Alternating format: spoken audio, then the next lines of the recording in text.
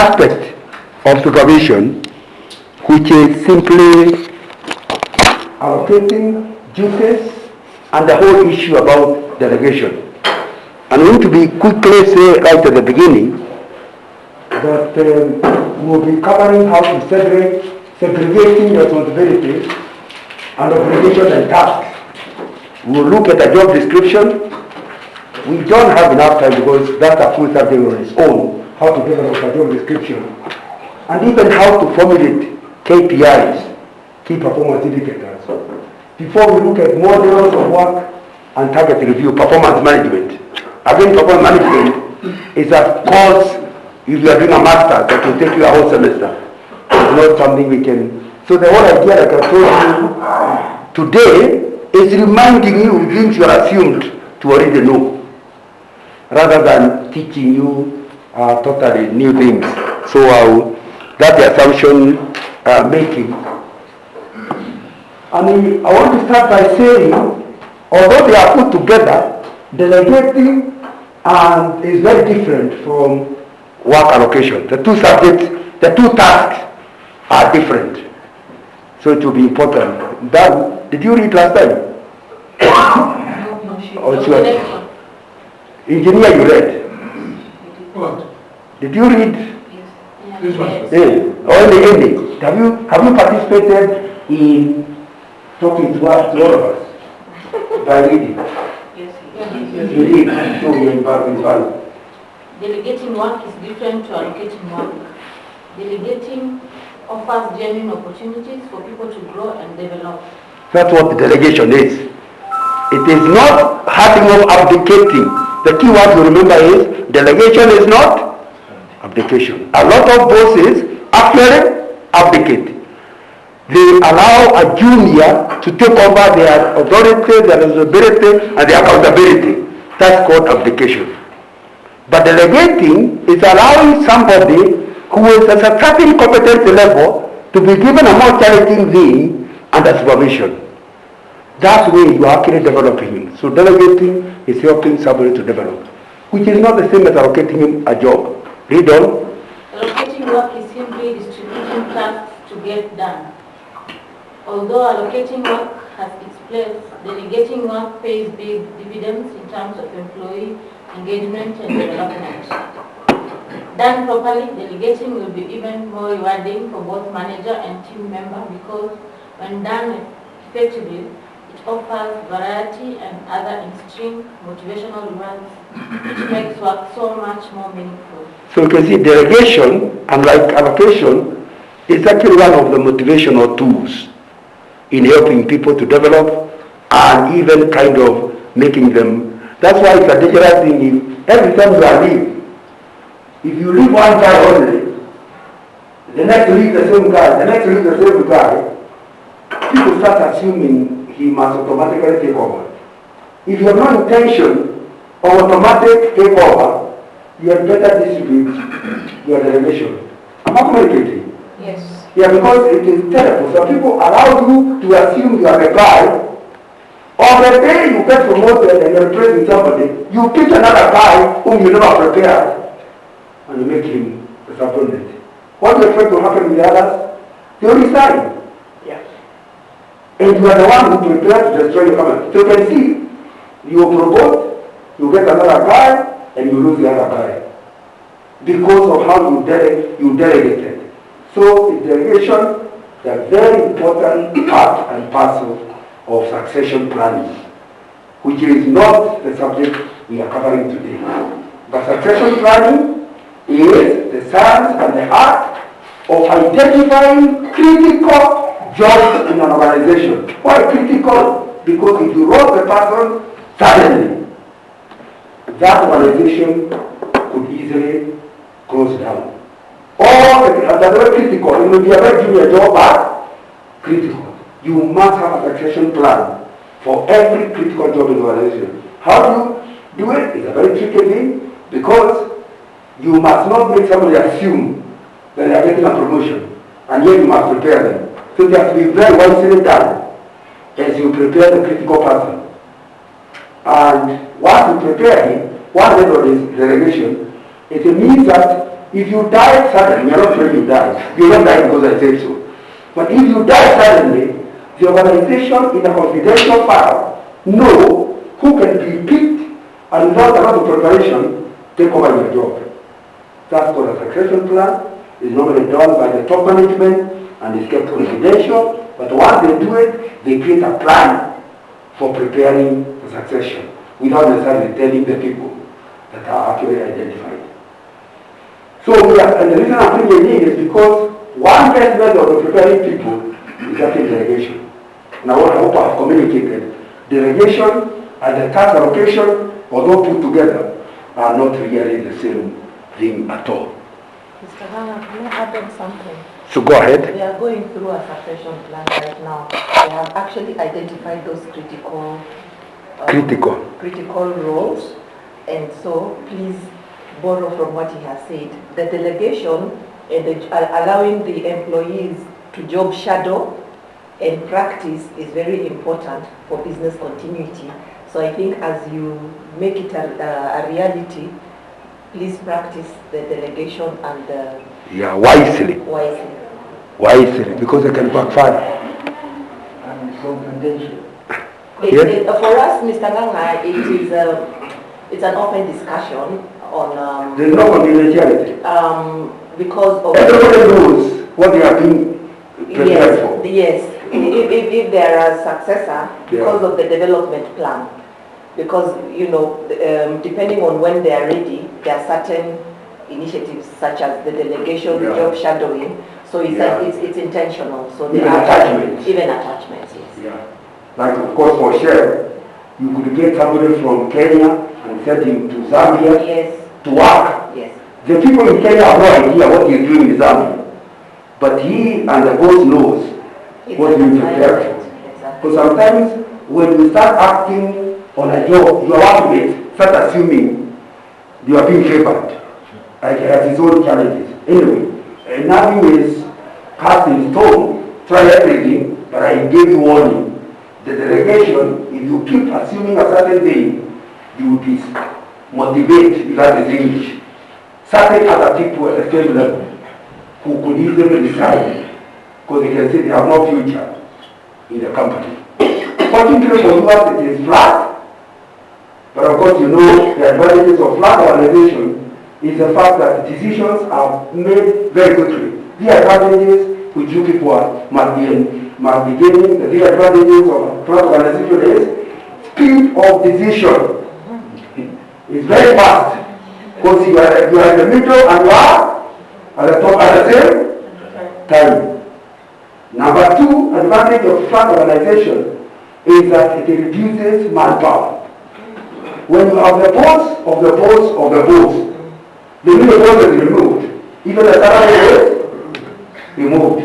So in terms of cost, flat organizations are very good because not only is communicating faster, it also reduces the number of people that are there. Number three, which is an advantage of the organization, is because everybody is responsible. It tends to create a bigger team, rather than just management team. Everybody feels they are in the decision-making table. The real disadvantages of a flat organization, and I know you have not consulted, you have not told me to tell you, it's not in my notes, but the real disadvantages, and you tell whether they are winning, of a flat organization, number one is you lose motivation. You run on the first job and you are in top management. So, you are beginning and ending at the same time. As soon as you run, you also decide how to leave. Because you can't see any possibility of growing. You know, when I joined Shell in 1979, the one thing I knew, I am so new here. Our long way. So I stayed here around that years, and I was getting promotion continuously, both within the company and even in the region. In a big organization, you feel small, but you are like a big fish in a small pond. In a big organization, you're a big fish in a small pond. In the organization is larger, it allows you to be a small fish in a big, and allows you to grow. That's one disadvantage of a flat organization. With all the advantages, Nothing has advantages without disadvantages. And that's the first problem. Motivational. By being flat, you don't give people hope. So for promotion. The second problem of being when you talk about a flat organization, people should say, I should allow people to say it. Since you are in it, before I say it, can you bring one more? Mr. Manager? Yes. Lack of, what is it called, accountability. Lack of Accountability. accountability. Yeah. Because everybody's open. What is it called? There's free communication. yeah. Which brings lack of accountability in terms of things go wrong. So let's say When you have a flat organization, yeah. everybody becomes accountable. Exactly. But the worst part of flat organizations is what is in management is called span of control. You have a CEO with 20 people reporting to him. All management say that that's not a difficult job, it's an impossible job. Did you hear me? It's not a difficult job, it's an impossible job. Because you simply, they say you are unlikely to be able to manage more than 7 people. Why? Give each day 7 people, all of them coming to see you about different things. Beyond that, some people will be told to come tomorrow. So the advantage you have of a flat organization can also be something that can also be destroyed by that inability to control. So everybody does their thing because there is no proper leadership direction. Anyway, that's not my subject. But but also there are pros there because these days, at least we leverage on technology. yeah. And also, technology, so you have got dashboards, you've got, Which everybody can see. Then also, it also depends on the leader.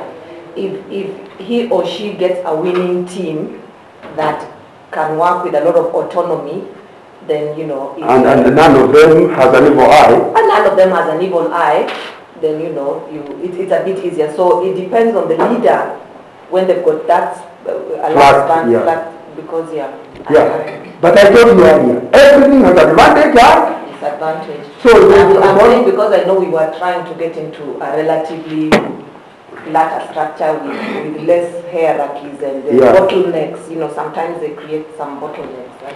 You are right. That if you are going to go to a structured, and we saw example earlier, structured being, and information is flowing from level to level, but then it reaches the bottom, it has been amended. Yeah. So you can see everything has advantage and disadvantage. But for now we are talking about allocating the task. Let's start with not delegation, but allocating tasks. So my friend Ogik, is it okay to call you Ogik? Yeah. That's what you told me. Blame her if I'm calling it wrong. It's a big. Ogik. Okay. Go ahead. Segregating responsibilities, stroke obligations and tasks. So number one this is the separation of work process into a number of tasks, with each task performed by a separate person or a group of persons. It is most often applied to systems of mass production and is one of the basic organizing principles of the assembly line. Number three, work allocation is the process of effectively organizing resources and labor to meet the company's output goals of a task or project. The allocation is based on how the business will benefit from appropriately assigning resources and roles. Then number four, the advantages of specialization and division of labor include increased output. In other words, the importance of creating functions, different functions with different people. That's what you're calling segregating the roles. In other words, you create a task and you break it into pieces. When you do that, what's the advantage? Go ahead. Increased output, less wastage, and lower unit costs. Yeah.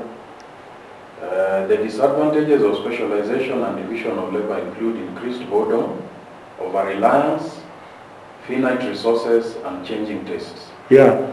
The trouble is, when they make your job so specialized because you have divided it, you are repeating the same thing the whole day. You see the trouble? Whereas if they had allowed you, like in an assembly line, you break the task, so your work is to fix an app. Nothing else. For 5 years before you get a promotion. It's fixing? No. In the evening you sleep. You can even do it without looking.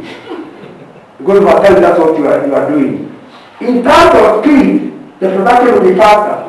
But in terms of human beings, again, I told you everything has advantage or disadvantage. So you need to understand the advantages out of segregation. But if you want profitability, production, you must allow people to specialize.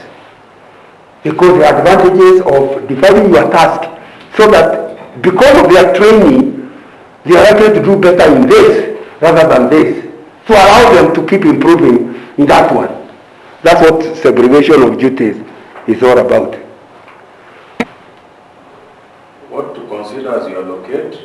You have skills needed. In other words, once you have divided your task, you must ask yourself, if I start making, is there somebody who can do it? Are there people trained in this area? Do I even want to separate this from this to something else? That's what you are looking at. Number two? The prioritization of tasks should be based on the company's overall goals. Yeah, in other words, what matters most in this company? Don't divide your work according to somebody else. Think about yourself. What are you trying to achieve? Number three? Labor availability. Yeah, there may be nobody available to do, like you can describe a job in such a way nobody applies. So you need to think about the people, the population of workers, what is it that can attract them. And there are jobs you can describe a certain way and nobody will apply. For example, nobody wants to be a sweeper. But if you call him the cleaning manager, now he thinks the job must be wider, isn't it? And if you see people apply, it sounds a joke, but that's the truth. The new technician. So change the time. Like I told you earlier about the people in the mortuary. They were saying nobody respects us, because they are called mortuary attendants. What were they called? He changed the title to Last Rights Manager. Last Rights Manager. Now when you take such a CV to the bank, so what do you do in the hospital? I'm the last rights manager. Of course you are still dealing with dead bodies, but you now want to do such a job. So in dividing your work, it will be important to think about the labor, the people you are going to employ. Next. Employee development need. Yeah. And personal interest. Yeah. So you must, as you allocate work, then don't give somebody something he's not interested. Like when I was in middle management, one of my jobs was to be distribution manager. But before then, I was the area manager in Kisumu. And I discovered when you put Mombasa people in Kisumu, they feel like they are in the end of the world. And I started as now a local manager there before I became district manager. But I realized there is no advantage in getting a educated person to Kisumu. And yet we have a depot in Mombasa, especially at junior level. So I decided to send them back to their places. When I'm a Mombasa Luo man, the manager tells me, you know what, Luo will be once the parents are suffering, you want to be able to study. Because I discovered when the interest of the employee and the interest of the company converge, productivity rises. But you know the other managers, you can't send a Luo to Kisumu. He always visiting his home. What's wrong with it? As long as he doesn't visit during office hours. So it's important to understand about the interest of the employee. If you are congruent with the interest of the company, you get higher productivity. Don't punish people and hope that, or rather ignore the interest of the people and hope that they are going to work for you well. As supervisors. That's a very important thing to another personal interest in allocating jobs and allocating jobs to people. Now here is the mechanics. We will not discuss it, but the director will read. How to allocate tasks, set the overall objective of the project/department and make sure it is clear to all who will be involved. Break down the task into high-level milestones and set due dates so the team can stay focused. Allocate each task to appropriate person. Give all team members a brief on what they need to complete and the expected performance for the project. Give feedback during and at end of period. Communicate what went well, what could be improved upon, and why.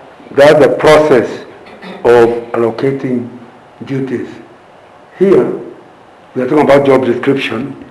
Maybe we go back to you, sir. Job descriptions for the allocated tasks. And we are not going to discuss because we have run out of time. See, I touched the example. And one is determine the purpose of each job and how it helps the department, company to fulfill its mission. If the dimensions of the job for the volume of the workload, like how many people, etc. Where does the job fit in the organization chart, staff, line relationships, list the principal tasks, or I don't know that. Accountability, priorities. That will help him meet job purpose. Key challenges he will face, mind specification, what abilities required for the job to be done. The things I want to emphasize is the first one and the last one. It's a useless job description if it starts with the tasks. You must tell the person what he is doing, the task. So the most important thing in a job description is purpose. Why does the job exist? And there are lots of job descriptions, not as I say, just telling you will be putting the role you have other than now, why is he loading? The job purpose must be clear. First of all, it must be written clearly, but whoever takes that job must be explained. People are not machines. They want to have value. They need to understand what they are contributing to the thing. So the job description must clearly state why that job exists, job purpose. And then finally, man specification. You must say which set of a person best fits in that job. As you give the same job description. Why? So that the competency gaps can easily be known. You have me of a job, I can see the competencies you require, I don't have them. So I'll start immediately looking for opportunity to close the gaps. But a lot of jobs don't have that first statement and they don't have the last statement. The man specification or woman specification are normally hidden somewhere. They need to be in the job itself. And when I talk about competencies, I am not talking about degrees. BP, M. First of all, you realize I didn't even know what it is. So when you put that as a man specification, that's not a joke. You must say, to do this job, what are what competence? Not a degree, not a qualification. A competence is none of the above. For example, if you are to employ somebody as a receptionist, it's not a degree required. It's a competence. Quickly, who can suggest what a receptionist competences a receptionist requires? Start with communication. There must be people able to communicate clearly and in several languages. One language maybe for the top, another language for the driver. If you put a girl who speaks English through her nose, and then a driver comes, says, who is Dada? Why do you call me that? Because you are called at the reception, because he doesn't understand the meaning of the term. Dada. You need to understand communication is one deliverable out of reception. So you can't put someone who doesn't understand the customer language and make them go to the... It's a competence requirement. And you don't call it a degree. You say so. Somebody who can communicate clearly in Swahili and English. Another one? You're only taking the job of a receptionist. I would say good personal skills, but I think it's also a part of communication. Which one? It's good personal skills, interpersonal. Okay, interpersonal skill. Ability, maybe you could even say emotional intelligence. Of all people, Nobody requires emotional intelligence more than a receptionist. Her mother died last night. The funeral is next week. She doesn't want to leave now because she wants to leave during the funeral. So she is coming to the reception after her mother has died. Now, if every visit that day will be told, oh, no, basically that's a failure of a reception because her personal issues are none of the public's business.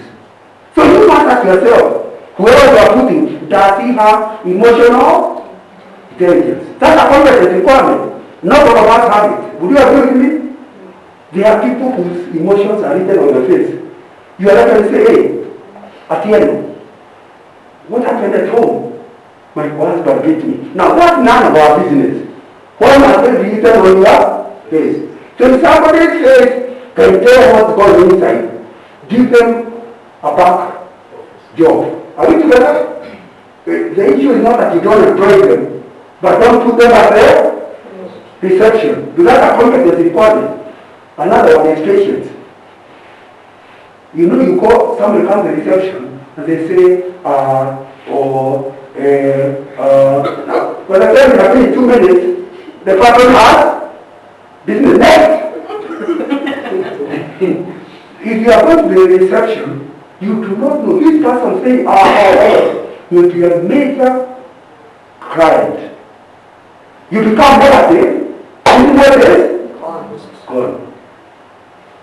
Just because you employ somebody on the basis of a degree, PPM, therefore receptionist.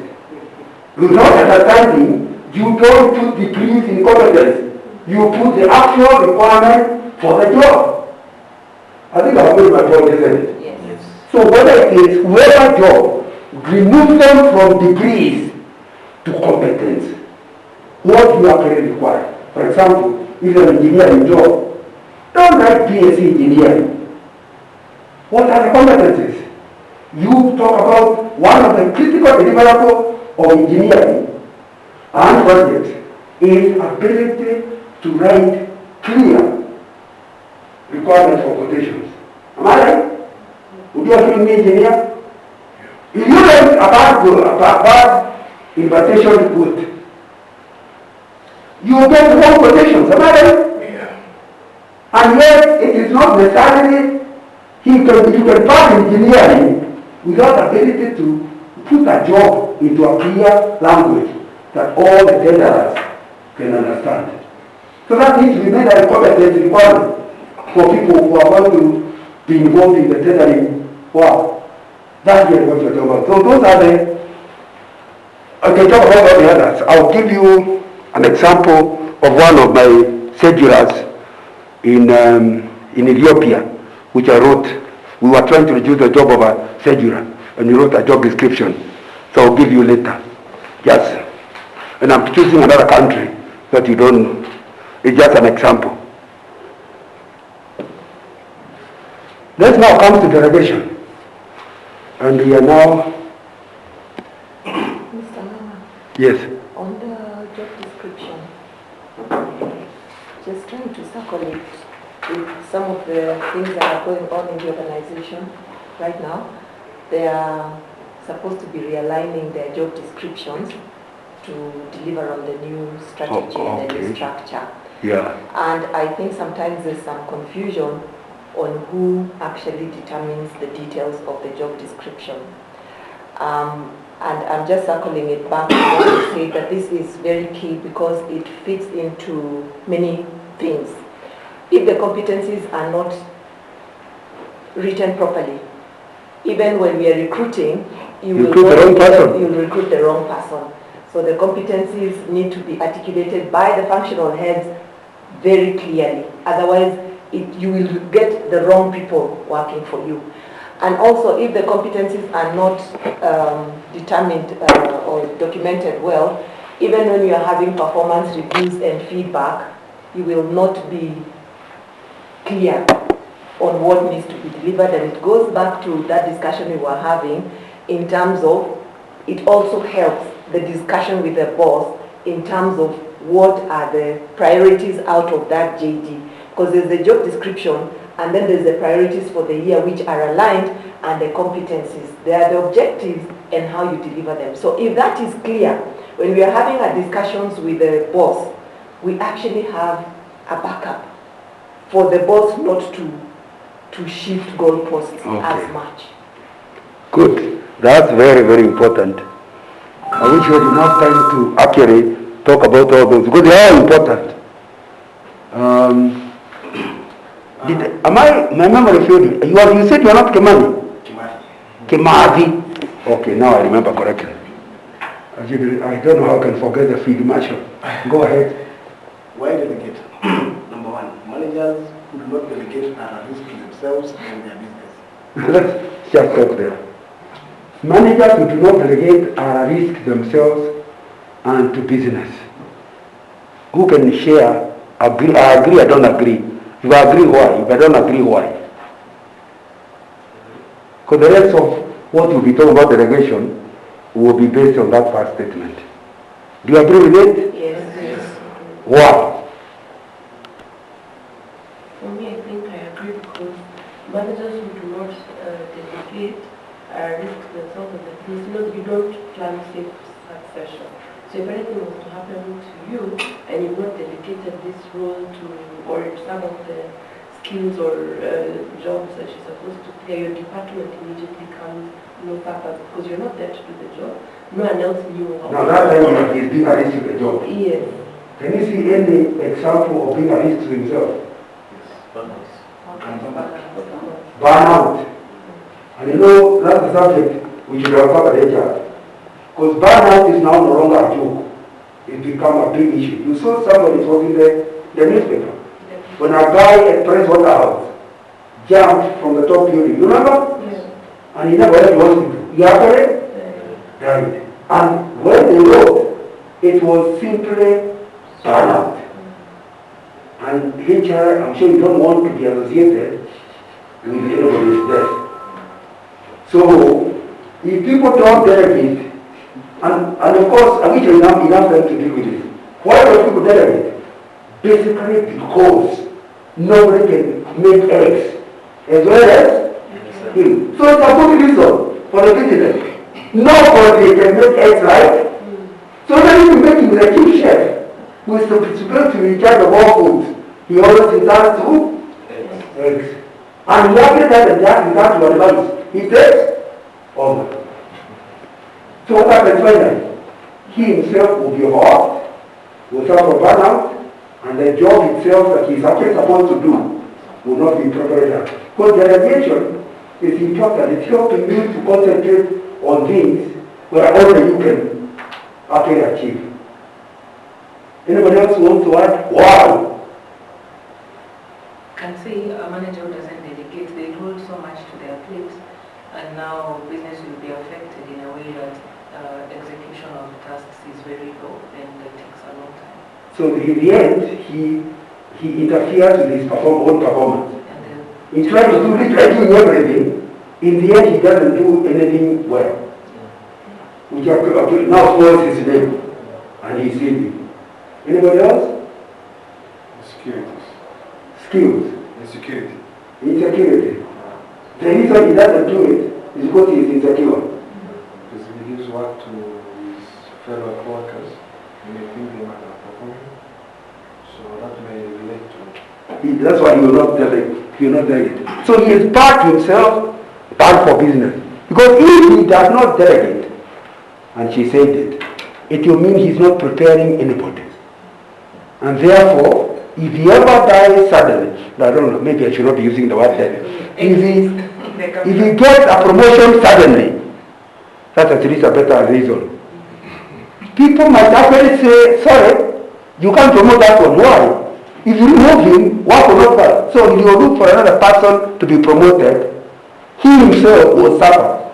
Because everybody believes he is the only one. And I remember being told that by my boss. I was a business analyst with my first job for 5 long years. And at that lower level, more than 3 years without promotion can be quite a problem. But I was now 5 years. My boss told me, do you know everybody regards you as an expert? That makes you proud. Before he said the next statement, it means nobody can allow you to do other jobs. You hardly are likely to ever get a promotion. You are irreplaceable. Sorry? You are irreplaceable. Yes. And so you serve yourself. Because for the good of the company, they sacrifice you for the sake of the company. And you can't go up because you have not trained others and you have not exposed them. So it can be anyway, you are ready. Number two, they take on too much themselves. They do not let go. They fail to grow and develop their people. Managers who fail to delegate become bottlenecks for decisions and actions being taken. Managers who do delegate effectively create more time to focus on the bigger picture, e.g. how to move their team forward. Managers who delegate encourage their team members to take on more responsibilities. Their team members grow and develop, and their managers gain a reputation for developing their people.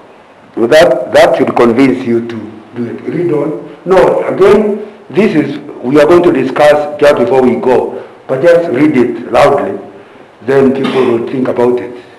Okay, this is a group discussion. Number one, give an example of bad experience and why when someone delegated to you. Number two, give an example of a good experience and why when someone delegated to you. Number three, give an example of a bad experience and why when you delegated to someone. Give an example of a good experience and why when you delegated to someone. You can see it's the same thing we want to know. Let's not debate academics. You yourself, have you ever been delegated too badly? Because people can delegate to you badly. Or have you ever delegated to somebody badly? Let's learn from those experiences. Read on. How to delegate. Number one, delegate objectives, not tasks. It is the end result that is important. This will have the effect of building greater commitment and creativity. It's similar to what I talked about job description. Purpose. What we are delegating is the reason why we are going to count eggs is because of they help us to know when to reorder. Give the reason, not just we are the one who will be counting eggs. Why? So delegate purpose. In the process, you will leave him to decide how to count. He also has a brain, isn't it? And if he delivers, and I think that's what the director was talking about earlier, if he delivers the numbers right, how he did it is what is important. Would you agree with me? So don't just delegate the task. Talk about why the task. Read on. Number two, delegate important issues. The objective you delegate should have meaning for the person concerned. It should take them closer to achieving their objectives. Effective delegation should also give them the freedom to achieve in a way which is aligned with the organization's values and principles. Yeah, in other words, if you delegate, and what you do is, hey, Atieno, I need to have a cup of tea. He says, sir, but that's not in my job description. I'm delegating. Surely. And you know there are others who do that. Yeah, and then they suffer most from that. Where it's assumed the secretary has become his wife. So even when the tea is available to everybody, the secretary must go and take. And he argues, I am delegating. That's why whatever you delegate must have meaning to the person you're delegating to. If you delegate only your boring tasks, that's not delegation. That's manipulation and misuse of a person. It will be important to understand delegation is supposed to have meaning to the person being delegated. Delegatee, is that the right English? Read on. Record and review for delegation is not abdication. Keep a record of what has been delegated and follow this up regularly. Frequent informal reviews are very effective as reminders. They also promote the importance of the work in the eyes of your team member. I talked about that later. Abdication. Abdication is when you give work, your job, your accountability. You hand it over to somebody else. And then when he fails, you use him as an excuse to your bosses. That means you abdicated your responsibility. I told you earlier, you delegate the responsibility, but not accountability. That's what makes the job so difficult. A supervisor's job is a terrible job because he is held accountable for other people's mistakes and failures. But of course, we are not allowed to use that as an excuse. And that's why we are talking about once you delegate, since you still have accountability, you must agree with the person how you update you within reasonable periods of time so that you can put your input and discover early when a task has not been done so that you have time to rescue it, rather than report that was not done. Read on. Provide support and challenge. Delegating without the provision of an appropriate level of support and challenge is sure to fail. Consider how much coaching, encouragement, suggestions, etc. are appropriate for each piece of work delegated. Please remember, the reason why you have the senior job is because your competencies were gauged as adequate for the job. The reason this person is in a junior job is because he doesn't have your level of competence. So even as you delegate, be aware initially his competence level, you can't leave him on your own. So you must not delegate and disappear. Give him support. Give him information.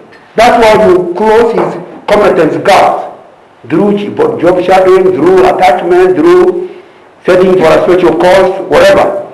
But you can't just delegate and leave a person there. If he fails, we will hold you responsible because you delegated wrongly. Delegate to develop.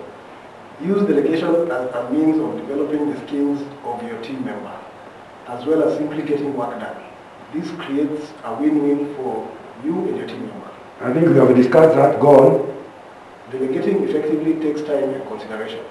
When deciding on what to delegate, ask yourself what your motivations are. If your intention is to offload those jobs that you dislike, then think again. Managers can quickly earn a reputation for being sloppy-shouldered or being a Teflon manager where nothing sticks. However, managers who delegate in the interests of their team members as well as themselves are seen as positive, modeling positive leadership behavior. So your delegation can be seen as a way of being lazy. If you delegate everything and the people are left wondering what does the boss do, you open the boss. Although open the plan changes that. But when I worked, I had my office, even the junior the host, I had my office. Since I delegated everything, I put my head on the table, or I'm managing my farm in Yandaro, calling my farmers. And then I will wake up what, have you done that? Have you done that? But I myself am left with nothing to do. Within no time they say, you know the post is idle. You must be left with some work to do. So when you now meet all of you, you are also reporting. And they are also reporting. Are we together? Otherwise you will get a reputation for laziness and being sloppy and not being. So don't take delegation as a way of offloading your responsibilities to be left with nothing to do. Mr. Nana, if the boss delegates to you, Yeah. And offloads everything, at this level, I think we just need to take it as an opportunity to learn. Yeah, now you are talking about, I was talking against the guy, now you are talking about the one who was received. Yeah. Now as we are receiving. Right? Yeah. And I'll give you an example. I had a boss like that. Once upon a time. Once upon a time. And he offloaded, and I was acting CEO completely. And, very little supply, very little analysis, but, and yet that was not your job. Shocked to him, when he came back, there are certain things, I wasn't good at those roles, but there was a very competent team that I was working with, so all I did was use them. And there are certain bottlenecks that had been there for the longest time, and when he came back, I sorted them out to a point where he was in shock. So I got an opportunity to learn. So if they delegate to us at if they over-delegate, let's just take it as an opportunity. Yeah. So for you as a recipient, why? For him, he has lost his name. Just like as far as he is concerned, that guy, he doesn't have a very high standing name. But him, she gained. So we are not discussing you as a delegatee. We are talking about you as a delegator. Please know, 3 problems of our delegating. Number 1, the truth is, some tasks might not be as well done as us. Yes. Because the person doesn't have the competence. Her thing was he knew how to trust people, how to use the people properly. But if he didn't, he would have tried to do things he does not know how to do. And the end result would have been negative. That's the danger of over-delegating. Because you are competent, you have given the work to somebody less competent, the output and its level will be a problem. Number 2, over-delegating. You yourself will start having less estimation of yourself. What is called self-worth. Yeah. Because you see, within no time you start saying, I can't do it. Everybody can do better than me. My juniors, you start suffering from what after is calling insecurity. You are confident on yourself. Because within no time you lose doubt about your ability. There is nothing you can do. You can't fear applying somewhere else. Because in the next place they expect you to perform. So you stay there even if they are not promoting you. Because you have. Number 3, when you actually over-delegate, it might soon be discovered by your bosses. And you look for a way of getting rid. You've got nobody. Yes, you have nobody. Because one can go without you. Those are 3 reasons why over-delegating. Others have been talking about how good delegating is. But over-delegating has its own problem. Read on. I think we finished. Oh, you finished. Oh, you read the last one. Oh, Stefan, yeah, you did. Now, let's have Madame. Okay, delegate responsibility, not accountability. Accountability, it stays with the manager. The buck stops with you. That I have to keep emphasizing. I have to keep emphasizing. You must delegate, but not accountability. That understanding that accountability is with you, and that you cannot go to the boss to use bad language against your own subordinates, means you must assist the person, beg them, do anything that will make them do a good job. Because a good job by your subordinate is a good job by you. A bad job by your subordinate is a bad job by you. And it is that accountability that will make you befriend your staff, help them, beg them to ensure that they actually perform the task well. Inspire them with a better word than beg them. Okay, go on. Responsibility goes to the team member to complete the delegated task. Yeah, you must be clear. Because sometimes you delegate, but someone doesn't know what you have delegated. Because even after delegating, you are still doing the work. You can't delegate to me and then do it. It must be clear.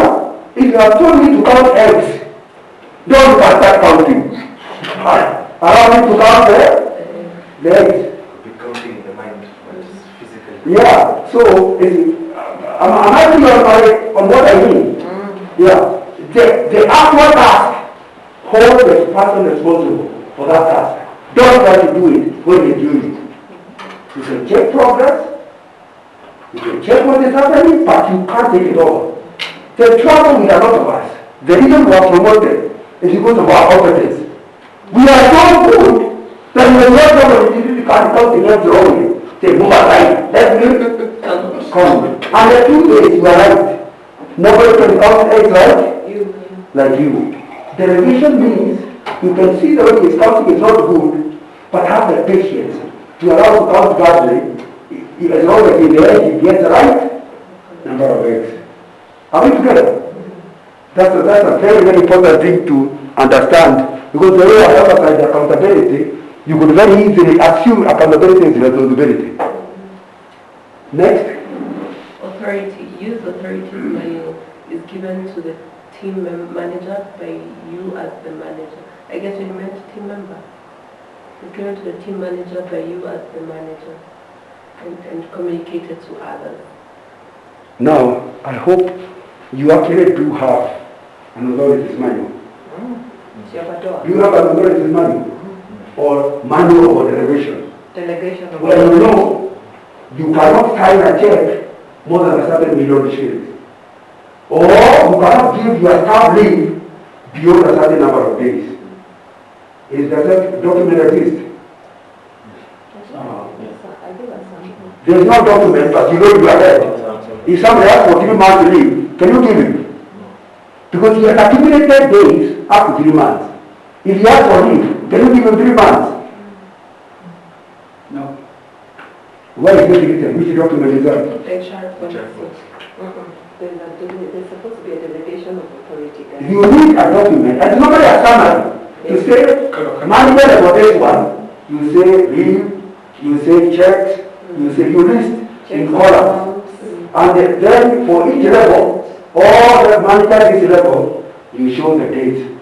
Then manager this level, you show a higher one. These are the one only the CEO can sign. Mr. Nana, there's also that one that guides HR, the HR activities. You Yeah. can recruit at this level, it needs to be signed by the board, by the CEO. All that, you remember it will be on the vertical column. It will say checks, it will say recruitment, it will say every type, and each table will show who does it. Some places will be blank, dash means that way they don't touch. But it will show who is responsible for what. Can a HR employ somebody with a manager on their own? Where does it say so? Now, so this delegation is an impossible task in a place where there is no manual delegation. Alright? You employ somebody, the CEO here says, who are you? I'm the new manager for retail. Who employed you? What do you have him? Oh, whatever appointment. You come to the HR with that drop on her like a can of bricks. Who gave you authority? And now, without looking very tribal, I'm told a lot of Asian companies run like that. Without any level of authority, a manager does something thinking they are okay, but in the family meeting yesterday, they all decided all of them can do it. So they fire very quickly. But you are not doing it without way, because a lot of us do not want to be clear so that we can retain our authority. So if you are going to be involved in delegation, insist on manual of authorities that it dictates what each level is allowed to do. Because all of us can give leave. Maybe if you are at a low level, on a 2 weeks leave. At a higher level, on 1 month leave. Beyond that, only. For example, what about compassionate leave? Compassionate means you get leave even if you haven't earned any. Can anybody else decide? You know, negative leave means debt. Can you allow the staff to owe the company money at your level? Which authority can allow people to go and live beyond their days? Not everybody should, isn't it? Because that guy will go and never come back. And he will never pay for the days he took. Am I right? Yeah. Mr. Nganga, this is so important. It's such an important document. It is one of the takeaways that we need is to ensure that this document is there, and it also protects us as supervisors. Yeah. This document, because if you're following it and you sign something and your supervisor comes and asks why, you've actually got the. And they want to fire you. And you You just said, wait a minute. Fire me, I have this document. Exactly. You think twice. Yes. If this guy went to court, the company will pay. But if it's not written, you'll be fired properly. And I've seen instances where goals have shifted. Yeah. On because it's not documented, and the boss asks, where did you see me? Where did you get this authority? From who? And they had a discussion, and they moved ahead based on the discussion, but there was no documentation. Yeah, I went through that. Somebody wanting to fire me. Yes. And it's here. Oh, this is something that has happened at Ego. I was the same manager. Bayusuf was the largest transporter then. And I discussed with them there, and he convinced me that we need to adjust our rates. I went over to the boss, my boss, because I was not in top management, I was middle management, and I convinced him. Then of course now it's my work to do it, write it, whatnot. When he finally saw the new rates, he wrote on with a red pen or something, who gave you authority? And because we had a lot of problems, I went and told my wife, God must be telling the truth to our children from where else. Because I knew I'm a good head. And this time, for my own mistake, why? I looked for the paper where he wrote authorities. And those days were the days of directives. Yes.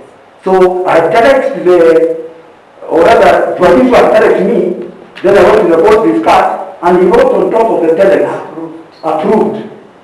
Then I didn't expect it on his own. So I don't know where I put the paper. I'm a Christian. I went into prayer. Because I knew I was good at fire. And for a good reason. I prayed. And somewhere in the office, after I had given up, I saw at the corner some paper loaded and thrown aside. But fortunately for me, the message had not taken away. I opened it and wrapped it, and it was paper written, approved. I read it. Remember, I was in the office. Read the photo. What was those things called? They were called rags of things. Photocopy.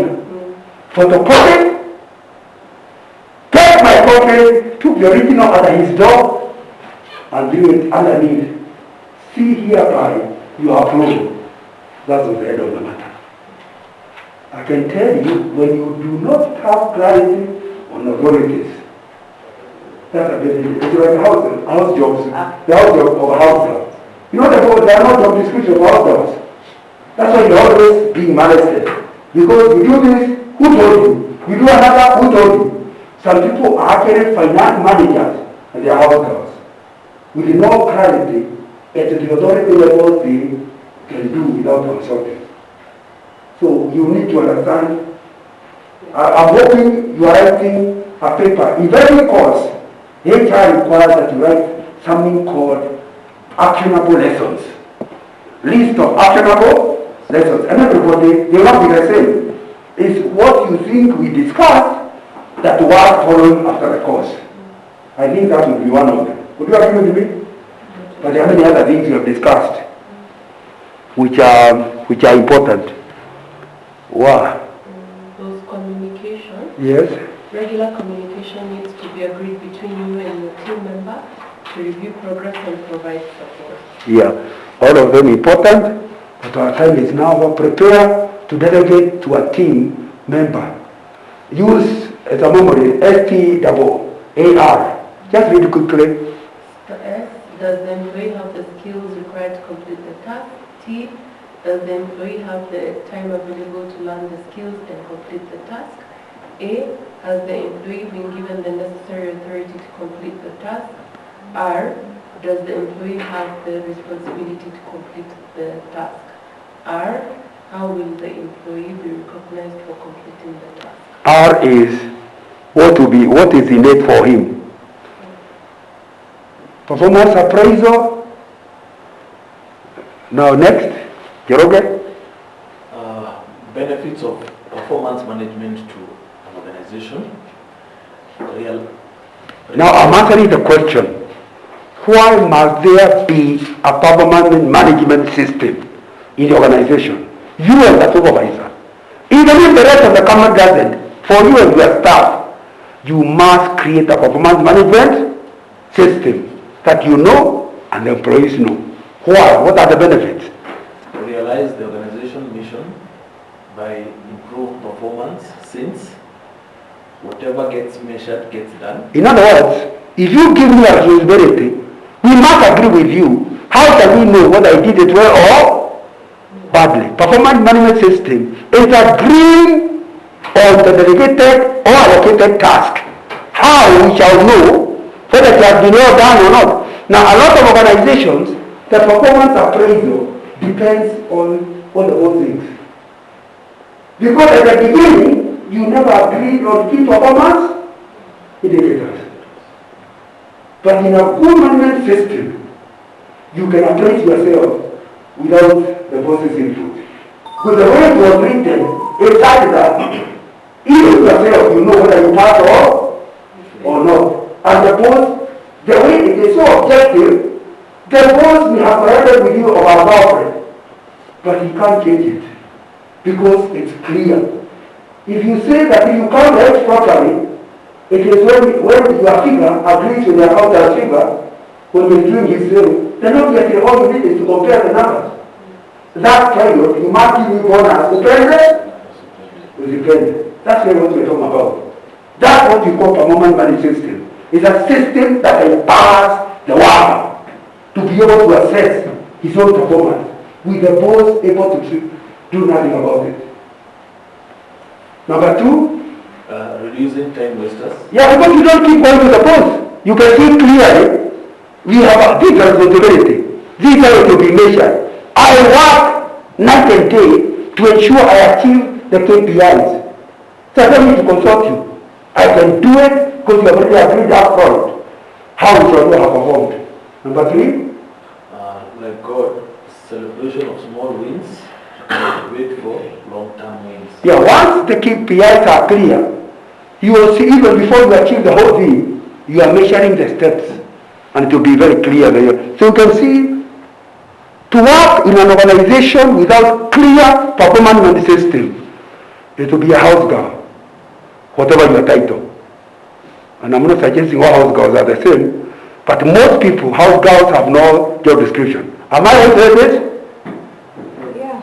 Yeah, it's a very, and unfortunately you can be a deputy CEO, but you are just a house girl. You are not clear about whether you perform well, don't perform well. It depends on what the boss thinks. Mr. Nganga, Yeah. the performance management process, Yeah. why it is very important, like what we've gone through. You know, from the mission, the strategy, Yeah. you know, it's broken down into the structure. So the performance management process and through the KPIs and objectives, number one, helps every employee justify their existence in the organization. So if you're not having your discussions, you're not setting your objectives properly, you cannot justify your existence. So it's more important even for you as an individual than the boss. People think it's about the boss. It's about you justifying your existence, number one. Number two, it is the means by which we operationalize the strategy. So it helps us to align, every individual is aligned to achieving the common goal. So it has got, in fact, it's the central, most important piece in the organization. Yes. Yeah, it's very, very, very critical. So, Madam, we are discussing why the HR keeps emphasizing on performance appraisal and what is good in it to the organization and to the... And Mr. Nganga, why is it important also for us to pay attention to it? As we speak, I know one of the things that I check on is whether the supervisors have had reviews with their subordinates. And in this room here, why has the bonus not been paid? There are those that have actually not had reviews, so that information up to now is holding the whole organization, and it's what it was a promise we made at Radisson Blue, that we will pay the bonuses quarterly because we want to recognize and motivate, celebrate these wins if we do well. It is past the quarter, which was June. July. So by July it should have been finished. There are those here who have not. Okay. That is, so we are demotivating. Assume I didn't hear. Yeah, there are those here who Okay. have not done it. No, it's a serious, serious matter. Read on. Now, I've talked about earlier, I wanted to convince you, this is a very critical issue. And in my consultancy, I spend a lot of time helping organizations to write their strategic plan. And I always emphasize, a strategic plan is useless if there is no way of measuring whether you are going to have a strategy. So that's why this one was not done for you. I do it for the organization for whom I prepare the strategic plan. And I start always with emphasizing to him the benefits to the organization. When it comes to benefits to the manager, why should you as a supervisor want to have a good performance management system. Go ahead, Jerome. Benefits to the manager, helps keep the main thing, the main work. Yeah, you see, the moment you are clear about what the objective is of the task, what the task is that you have had the offer allocated, you know what happens? The guy is not allowed to do everything. Because now you have kept the main thing. He now can't run all over. But boss, you told me to go to see your wife. No, it was not delegated task. If you saw my wife, who told you? That's not being measured here. We are measuring what was allocated. Yes. So you can see, for you as a manager, you don't want excuses from your staff when they fail.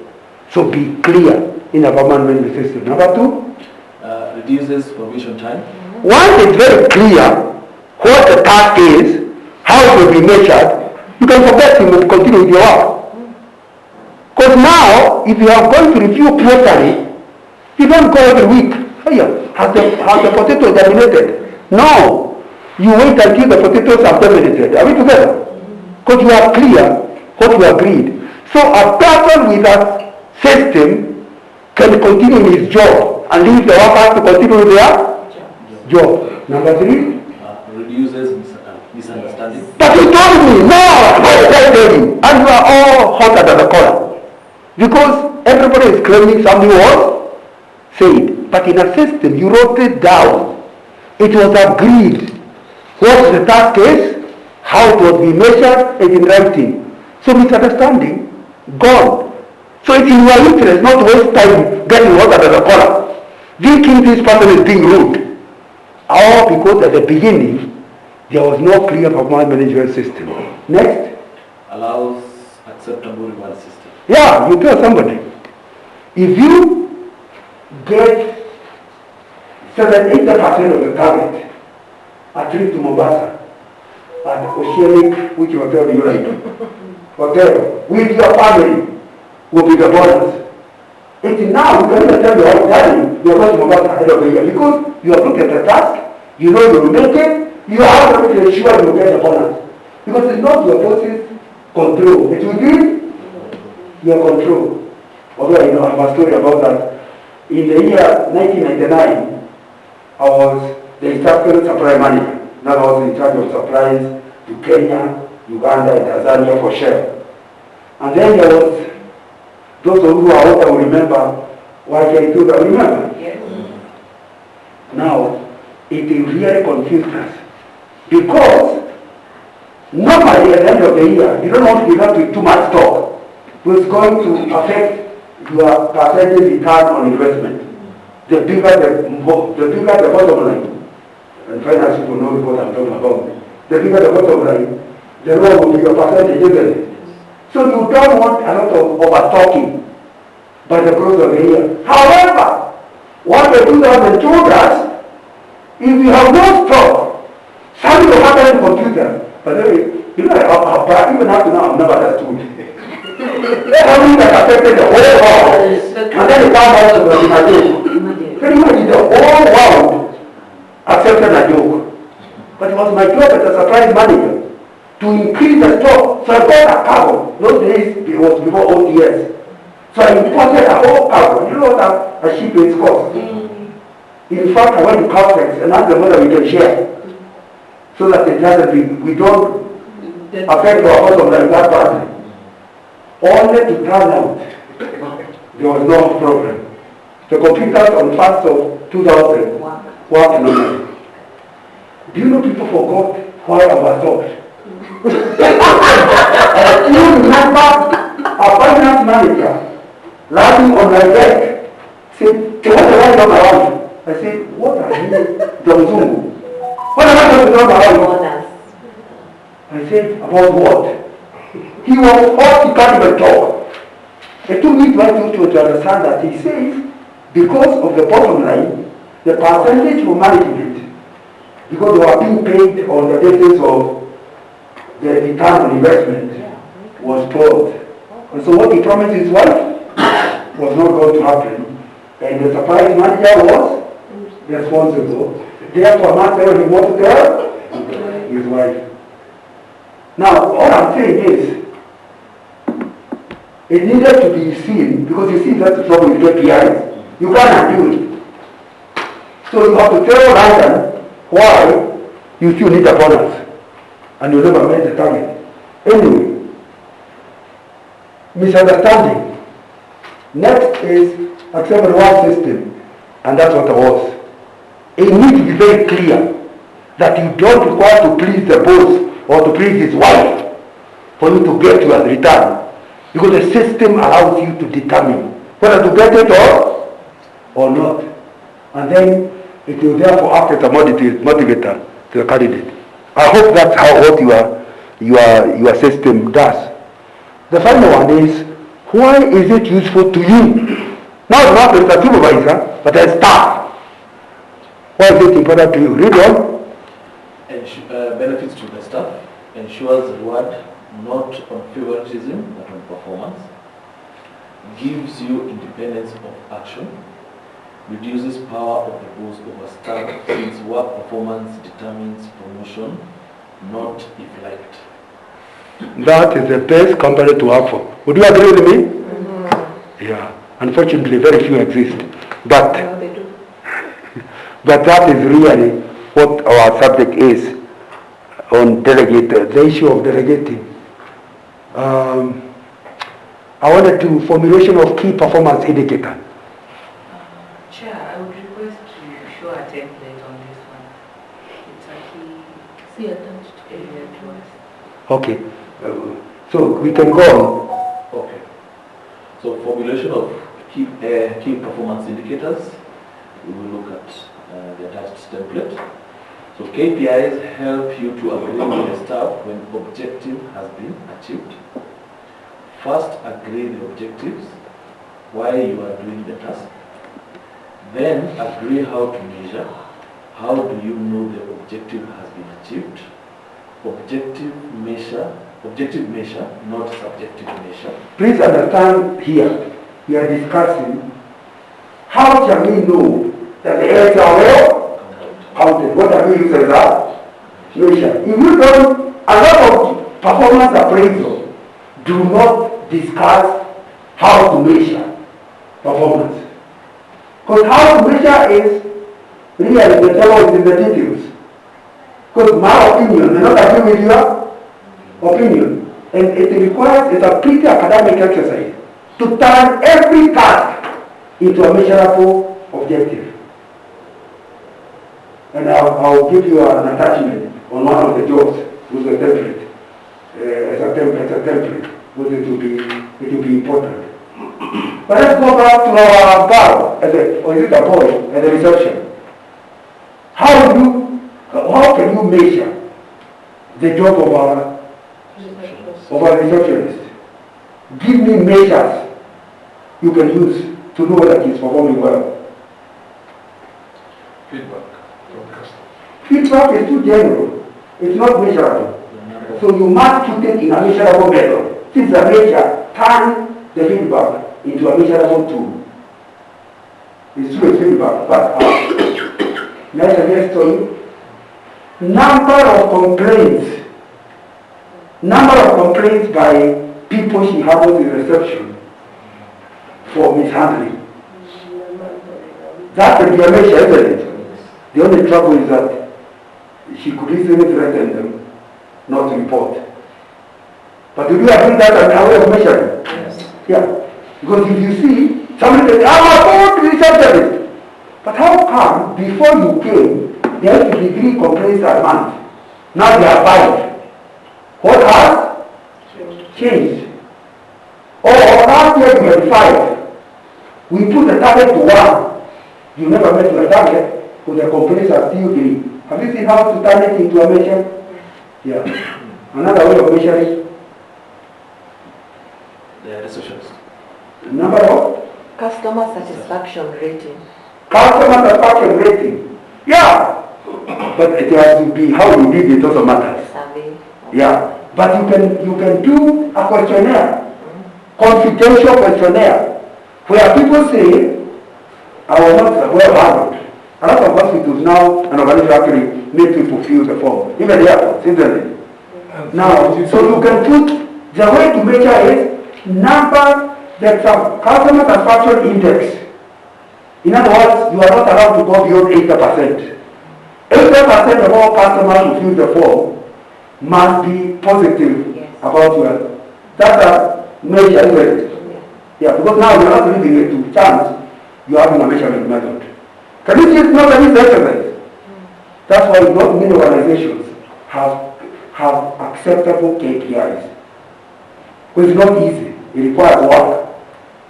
Another person suggests another way of measuring the lady at the reception. Number of times the calls go unanswered. Okay, that is it because the machine can show it, isn't it? Number of calls that went unanswered. And sometimes it can be how many calls before it was answered. Now machines, how many rings before? How many rings before it was answered? And actually that's not hard because there are times the switchboards have, if it rings thrice and it's not picked, it's directed somewhere. So and it is recorded. Yes, and it's recorded. Now, what we are doing for that job is what you should do for every job. Am I clear? Yes. Even the engineer, you have to arrive, even if it's a contract, you are coming a standard to build a petrol station, you must measure with clear KP price. That is not your opinion. Oh, that contractor is good. No, it's bad. Who is right? It's not clear.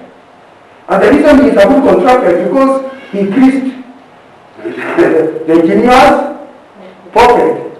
But if you place KPIs, the contractor knows the engineer is hopeless. He can't, even if he does like me.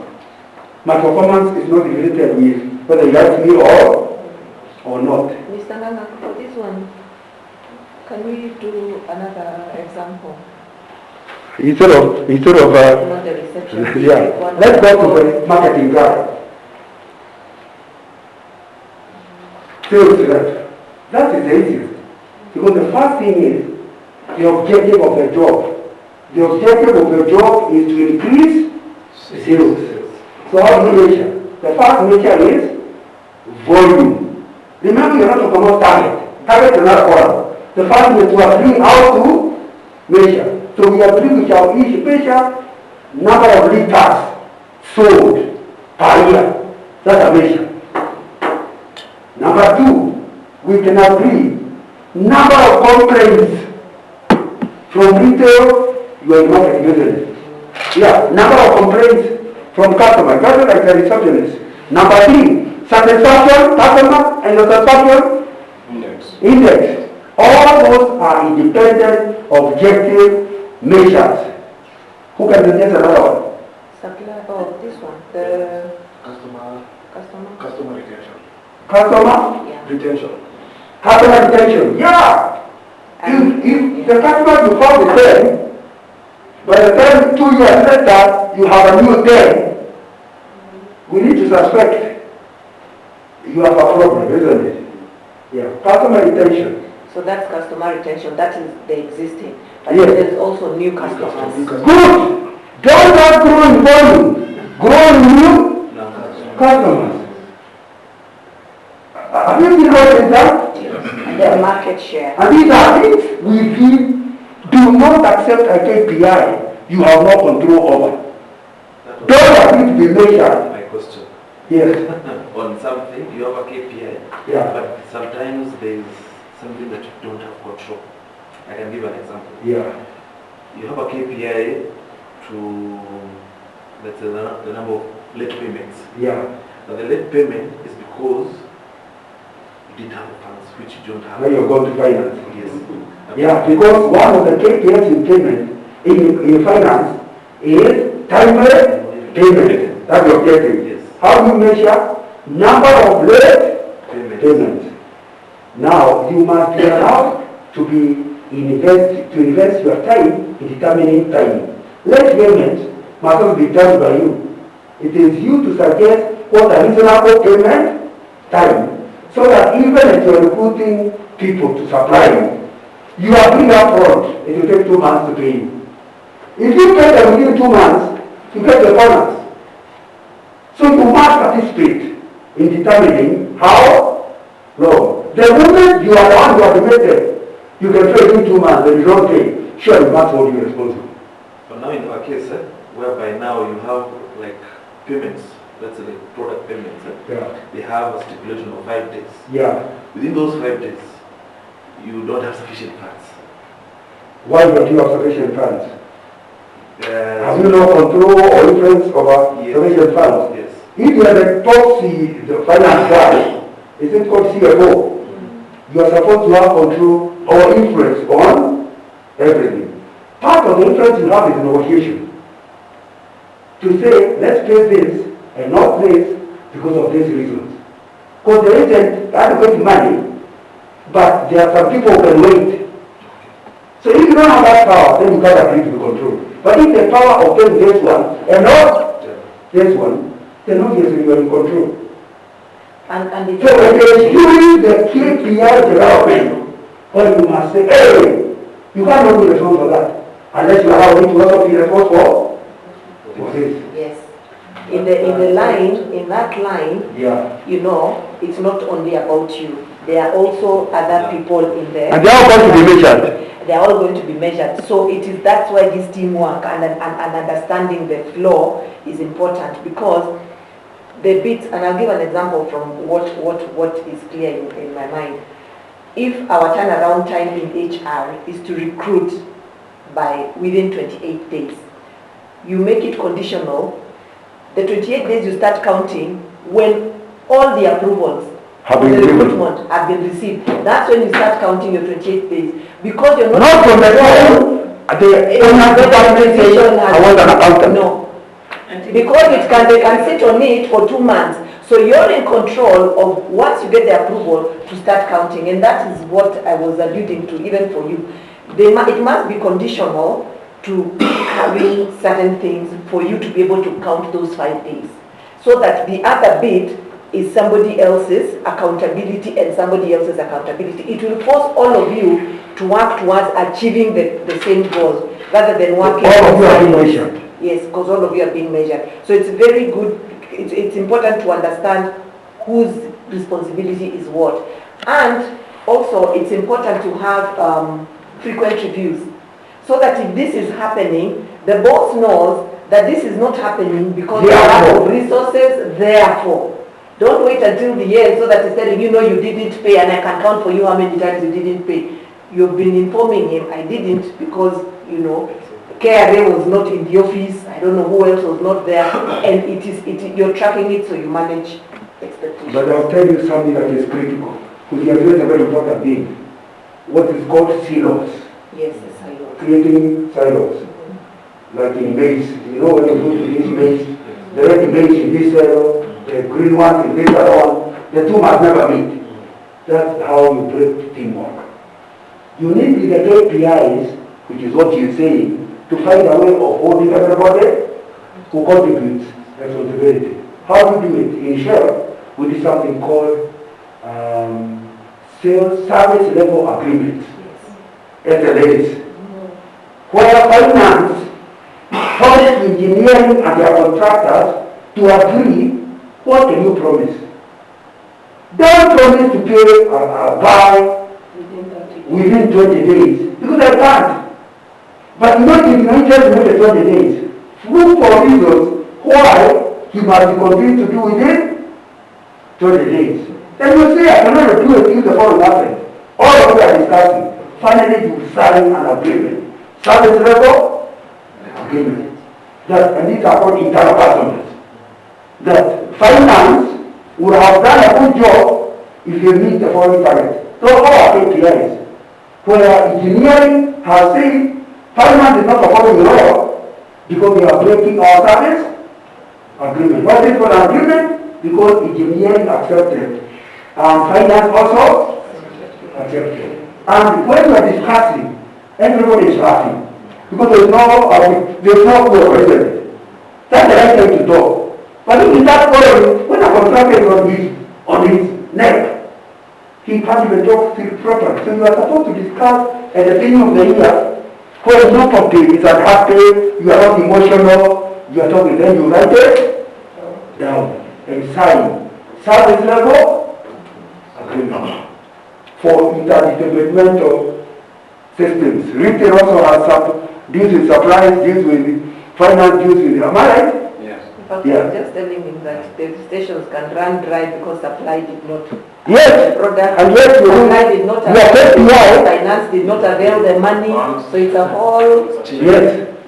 So anytime to service level agreement.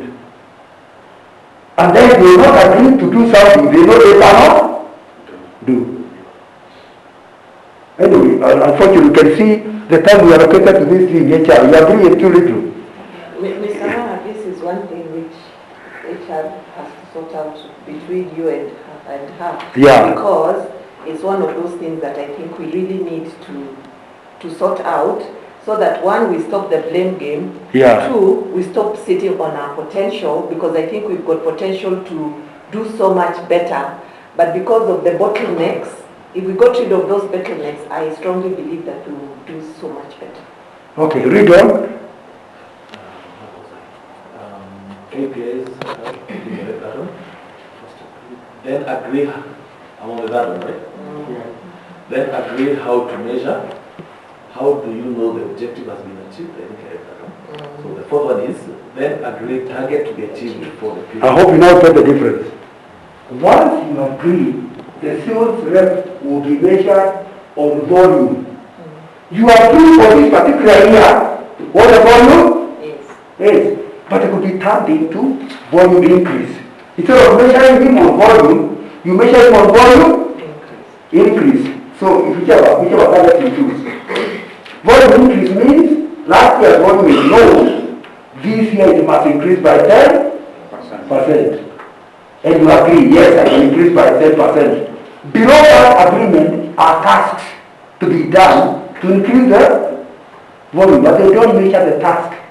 They measure the objective. The whole KPIs are not based on task. They are based on objective. So whether you do the task or don't do, you must meet the target.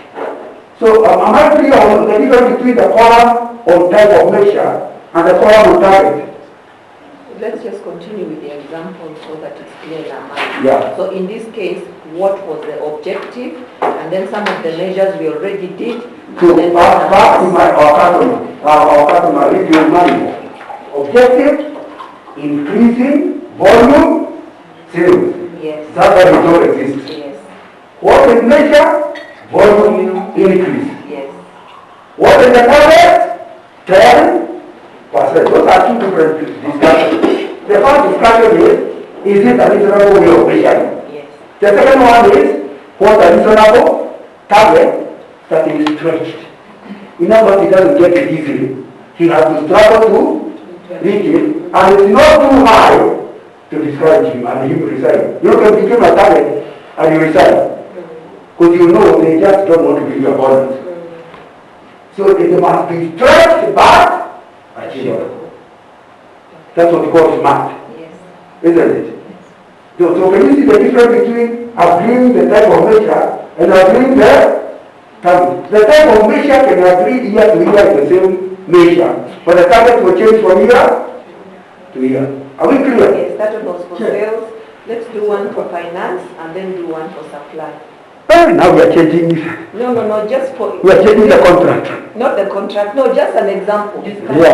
Yeah. Because the time I was allocated allowed one example. Several examples. It allows only one example, Joyce. Yeah, because are you aware she gave me 1 hour per subject. I wanted to use all the 3 hours on one subject, so it's a bit The other one for effective communication is easy, they can read. But this one is very practical. Even motivation, I think they can read. Okay, but this one is much. So we have taken receptionist, we have taken sales. Yeah, let's come to finance. Just finance. What is the objective of finance? Why does the job finance job exist?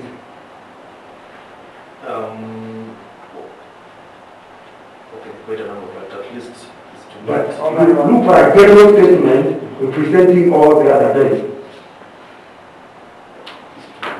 Timely payment. That's one item. Timely payment is one item. Is to manage the finance. Is to manage the fund function to ensure there are adequate funds as required. Would that be a good objective? Yeah, adequate and well priced. You are supposed to manage exactly that there are adequate funds to meet requirements. Would you agree with that? Yeah. Now, once you have reached the objective, since I told you don't reach a task, you made the objective, all the KPIs must be done to the objective. For example, the way you know you are not managed properly is when you start paying late. So the first measure is number of late payments. And then the target is no more than 2 per year. Yes. Can you see the measure and the figure, the target? Yeah, then the final column is how did he perform? The final column is normally empty. It's the appraisal. But that's the way that's how you put a key performance indicator table for each candidate. That's the template. Now let's go to another one. See, the objective is that is return on invested funds. Because you're supposed to be, every item of funds are supposed to be invested so they are making money before the due date of the organization. Because how does he pay on time if he never accumulated the funds? And if he keeps the funds idle in current account, he's an insurance finance manager. Would you agree with me? So that is a very thin line on how to see the cash flow management that ensures any other funds are invested to give a return and they are available at the time they require to pay. And you know most of those investments, if you have some money out here, there's a penalty. Yes. Am I right, sir? Okay. So you measure it by percentage return on investment. That's a measure, percentage. And as a target, he was to look at how we can do. Sometimes you have to leave the money idle for a week. So he looked at the end, how much was what a reasonable percentage. Number 3, since you are still talking about how you're managing funds, we are not just talking about the ability to pay. We are also talking about the availability of funds on time for booking the cover. You know there's some money you pay in advance. Yes. How many covers were delayed because he needed time to get the money in, and it needs to be measured. Now we can go on and on and on. Yeah. It's not clear, isn't it? Yes. We don't the example. It is clear. And you can do that for the medical job, and you can do it for the research, you can do it for any job. But no job to be left for the person to be treated like a house girl. And I have not called up with his house girls. But those are the best example of molested people. Yes. Okay, go on. I realize you have not finished. Yes, and grade grading. E.g., 80% of target meets excellent, while below 50% of the target meets failed in the job. You know, you can agree to the target. But up to now, we haven't agreed who gets bonus. You know, in some companies, they say, for you to get bonus, you must get 110%. Yeah. In other words, you reach your target and Additional. pass it. Or you can say, that's not reasonable. In most universities, 80 and above is an A. So we shall agree, that matter cannot be discussed at the end of the year. It has to be discussed up front. Because the trouble is, the board does not want to lose money. So they are likely to agree. If you want to do last time, they say, look at the cash flow. You don't have the money. Oh, you can't pay them. How can you pay them? But the boy actually surpassed his target. But he's not being paid because there is no money. The moment you do that, you kill the whole motivation ladder. So that means it doesn't matter how hard I work. I could work hard and they still don't give me any bonus. So the bonus must be agreed at the beginning on how it will be measured. Is excellent 80 or 100 or 110? What is excellent? There are people who are going to be put at a PPM, poor performance management. Where do you start in your poor performance management? So us first is called performance improvement plan at anything below 50%. Below 60. 50. So I was writing my example. Yes. Yeah. Very Because 20% means this guy is going to sell 3 million. Not only did he sell 3 million, even 2 million he never sold. He only sold 1.5 million. Should he continue the job? No, you don't hire him immediately. I'm not joking. All you do is you put him on a PP. You know, without the system I'm describing, it will mean everybody does well. Because the boss is uncomfortable telling somebody they have done badly. So everybody has done well. But if I have realized, even if I ask you, I'm not the one deciding. The KPIs are deciding. Now, show us That's clear. Mr. Baga, just on this one, yeah. many supervisors, when an employee now gets that 50% and they need to go on the performance improvement plan, it becomes like it's their problem. Yeah. Unfortunately, it's a reflection of you as a supervisor if your staff is failing. So it is in your best interest as a supervisor to provide, that's why it's called performance improvement, to provide the necessary support, because the more we uplift, the more you meet your target. So it's a responsibility both for the employee and the supervisor to ensure that it succeeds. Yeah, and my friend the director has an example she showed me, and I would like where are the digital people? No, This you is just not my put it. competency. It is not my strength. The HR is all way off me. It must be there must be a smaller one. Oh, if you ask an enter, it's more modern than mine. Okay. Okay. So I think what we're discussing is a very important issue. Unfortunately, in my estimation, very few organizations go the whole world. They are performance management systems.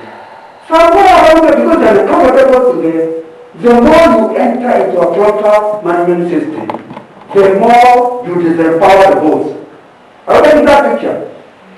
That by you entering into a clear one, you no longer have power over your subordinates. Instead, your subordinates will perform well, with or without you breathing over their neck. Because they are managing themselves. They know what the KPIs are. They know they are not meeting their KPIs. So they work hard, with or without you. So a lot of people want to control. Therefore, they do not want that level of clarity. Let's hope that the machine will allow. But is there a question before we progress? Chair, Yes, I have so. a question.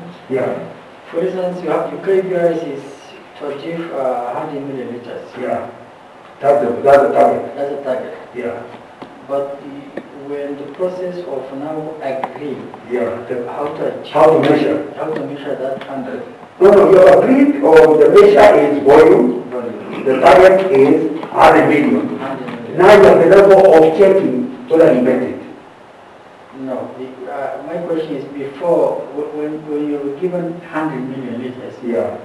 you have not been given how to achieve that 100 million, to measure. How is it became 100 million? Yeah, because what happened, for instance, you have been given 100 million, but on that process of making the KPIs, you say no, 100 million is not possible. 70 million. At Oh, the end of the now I day, go to your question. you have been told no, not 100.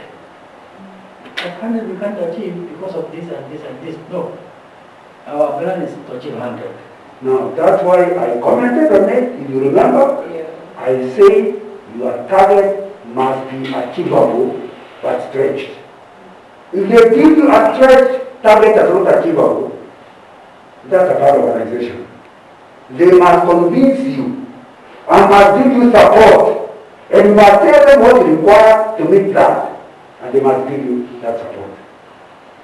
That's why you are following very early.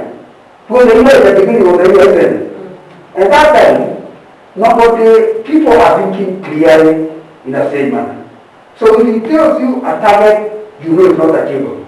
You must, with reasonable, objective means, say why you cannot meet it, or I can meet it if you help me with the following. The conditions. Then you allow that negotiation. If the negotiation is not working, you might require the supervisor of the supervisor to participate in the discussion. Again, all of a certain method, beginning. Don't wait later to say, you gave me an important thing. Why did you sign? And you are the one who signed for the KPIs. So the best thing is before you sign, let negotiations happen and allow that discussion to go to the supervisor of the supervisor. So two people will listen to you. If the boss can say you are being meaningless, they will insist on the new target, but they also give you reasons why you can achieve it. Does that help? Yeah. Now we are looking at the performance appraisal. We are now on the point of order. We have gone to the objective, we have gone to the measure, we have gone to the target. Now it's time to review. Okay. This is an example of a performance appraisal gone bad and what we shouldn't do, right?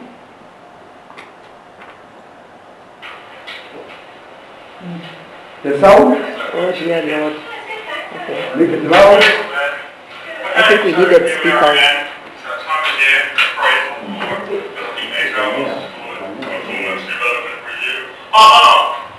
So, did you fill out the form? Yes, I emailed it to you a few weeks ago. Oh, did you? Well, just talk me through it now. Did you book the room? No, you said you would. Yes, it's our last a few months back. Never mind, we can always go to Starbucks.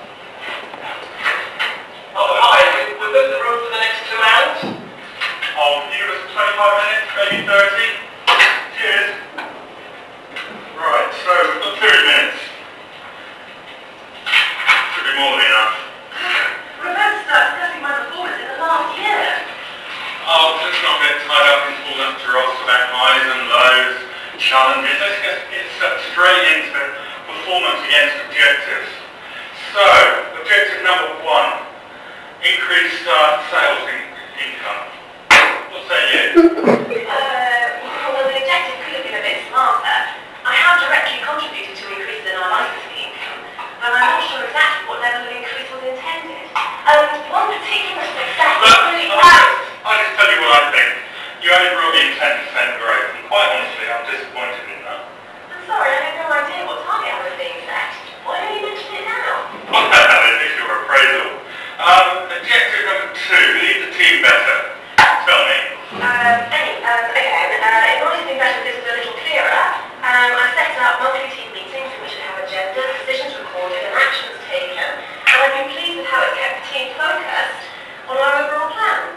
And also held one-to-one with my direct reports once a month. We haven't got much time. I'll just tell you what I think.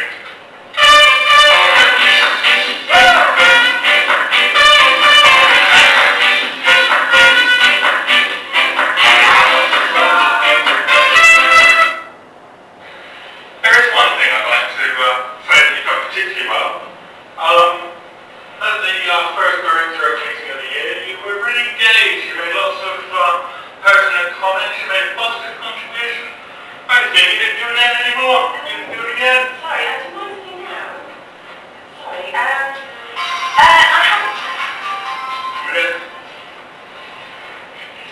Hello there. Yeah, no, don't worry. Just talk to a colleague. That'd be important. Yeah, fantastic, you got some tickets. Oh, brilliant, okay, well, I'll text everyone in a minute, just let them know that we're on. Oh, thanks for letting me know. Yeah, cheers, bye-bye. Okay, we haven't got much time. Can I just pick up on that point that you just raised? About my positive contribution. I hadn't realised you were so pleased with my contribution. All I remember is you interjecting and correcting me about something. If I was made aware, I would have done all of the same.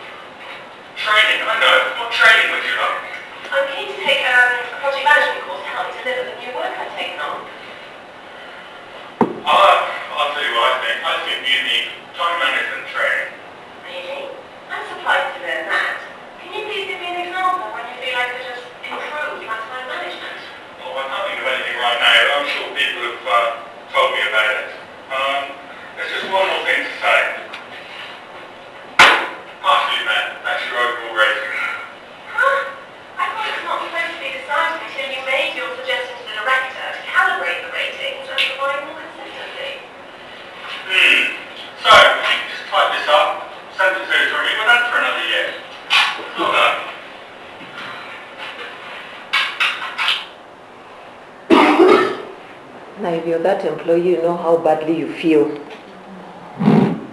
Same applies to those who we rate. If we I'm don't sure that has compare, happened to somebody here. yes, It's not very strange. Where it's a proper appraisal, but he's not listening. Did you see? no. He's on his watch, he's on his phone, he has literally not listening. After he has talked, he says, I said what I think. And it has nothing to do with what the person has been saying. So these are very good organizations which are system. The trouble is actual work, not the system.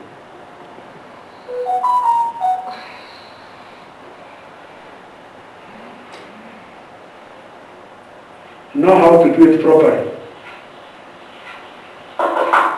Hey Mary, did you get a chance to read your evaluation yet? I did. Do you want to go ahead and discuss it now? Sure, let's go over it now. Okay, let's go to the conference room. Okay Mary, before we get started, as I said in the evaluation, I think that you can be an excellent fit for this position if we can address the areas that I have outlined in the evaluation.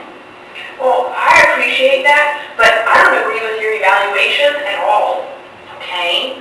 Specifically, what areas of the evaluation do you not agree with? Well, first of all, you say, let's see, she needs to strive to deal with the public in a more courteous and professional manner. Mary, I understand that you have a lot of traffic in your position, and that a lot of the people you deal with on a daily basis are stressed out. But it's imperative to your job that you be able to deal with those people respectfully and in a professional manner.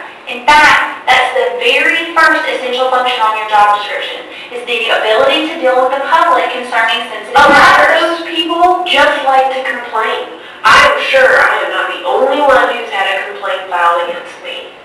As I noted in your evaluation, it's not just been one complaint. You've had multiple complaints. In fact, I've logged 13 separate complaints against you in the past. That's not the point. You need to be able to deal with everyone respectfully and professionally. I always help everyone. I know that some of our customers are difficult to deal with.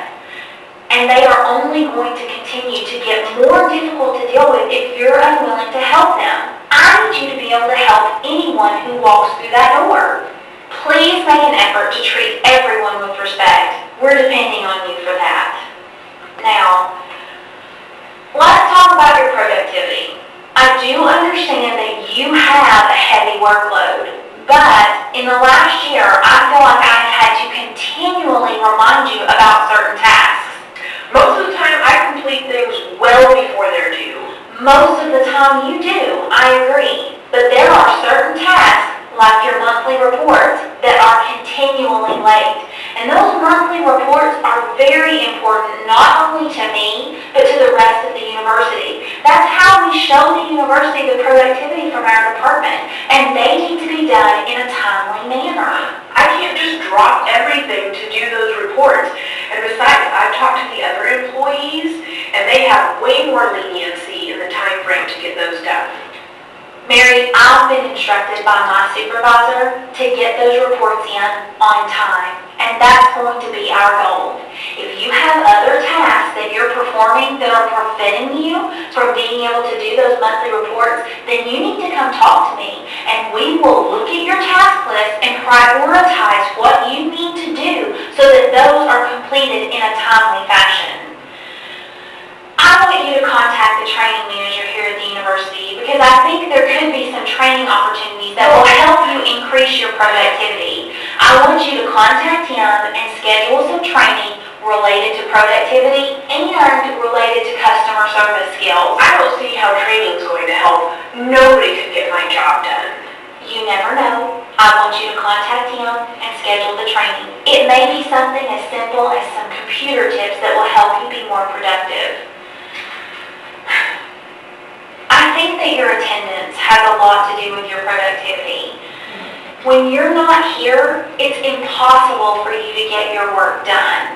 You know that's because of my diabetes. I can't help that. I'm not referring to those absences that are related to your FMLA.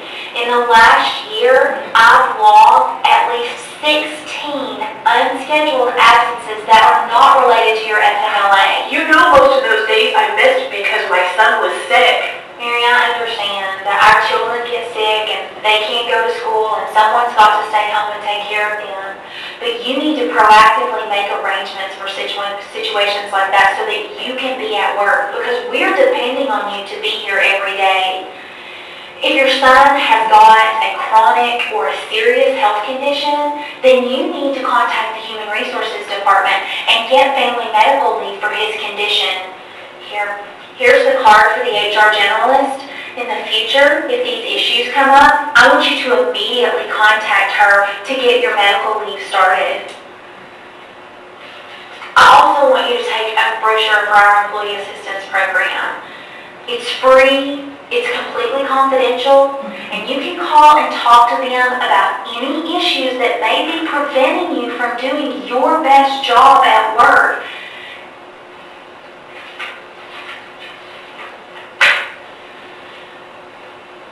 Just like I said earlier, if you can overcome these obstacles, I think you can be a great asset to our department, and I think you can be incredibly successful in your position.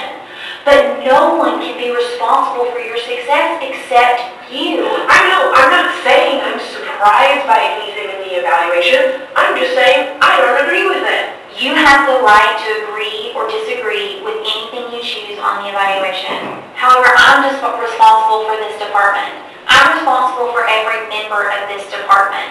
And your performance is a direct reflection of this department. I need you to treat everyone in this department with respect.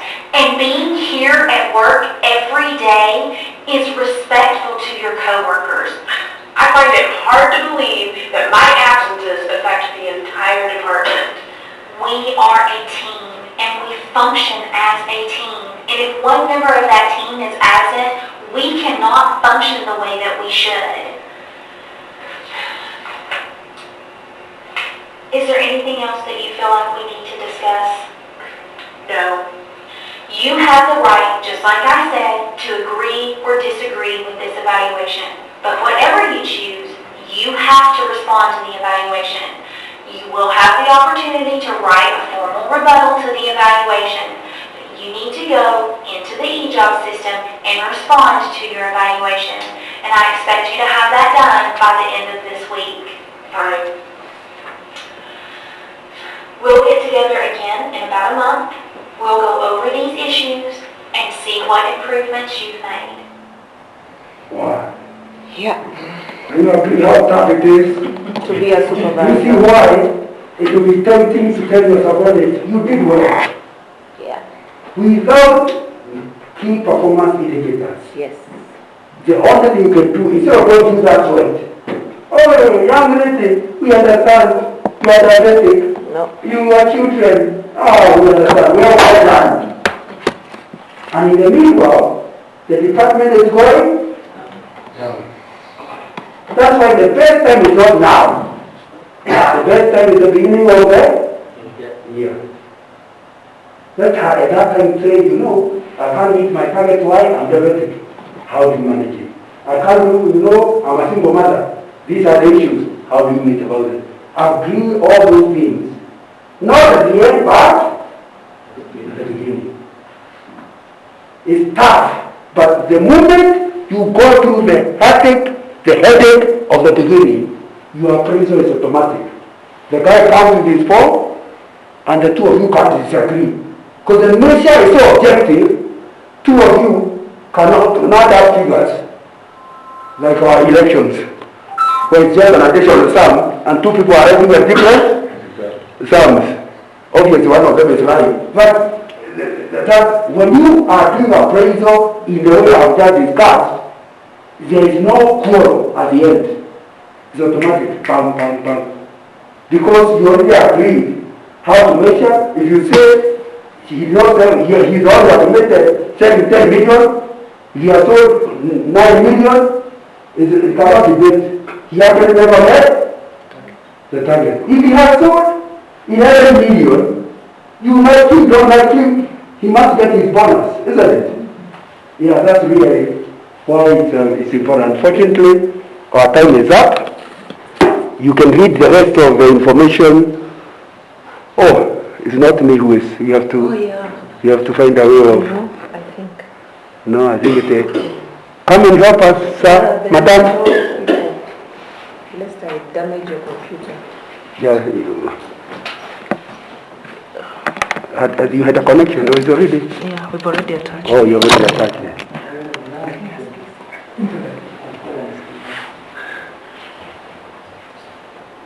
It's coming. Should come.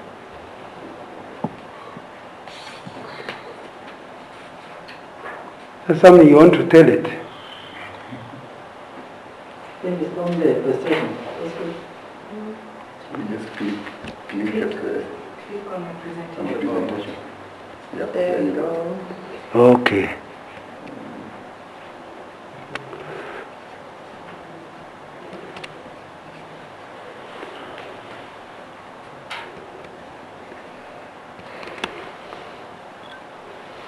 The other thing was the whole issue of motivating staff to better performance. And given we are supposed to have a discussion, which is not possible, and it's 1 o'clock, I'll just show you what you could have discussed, which you will not discuss. Understanding motivation, this academic, you can Google it up for yourself. How to move oneself and others to act. How to motivate yourself, how to motivate others. You have not been motivated until we see your action. So motivation is not some flimsy, theoretical, something up in the air. No. If you are motivating staff, we must see it in the results. That's when we say you've actually motivated them. And of course I can talk about the motivator.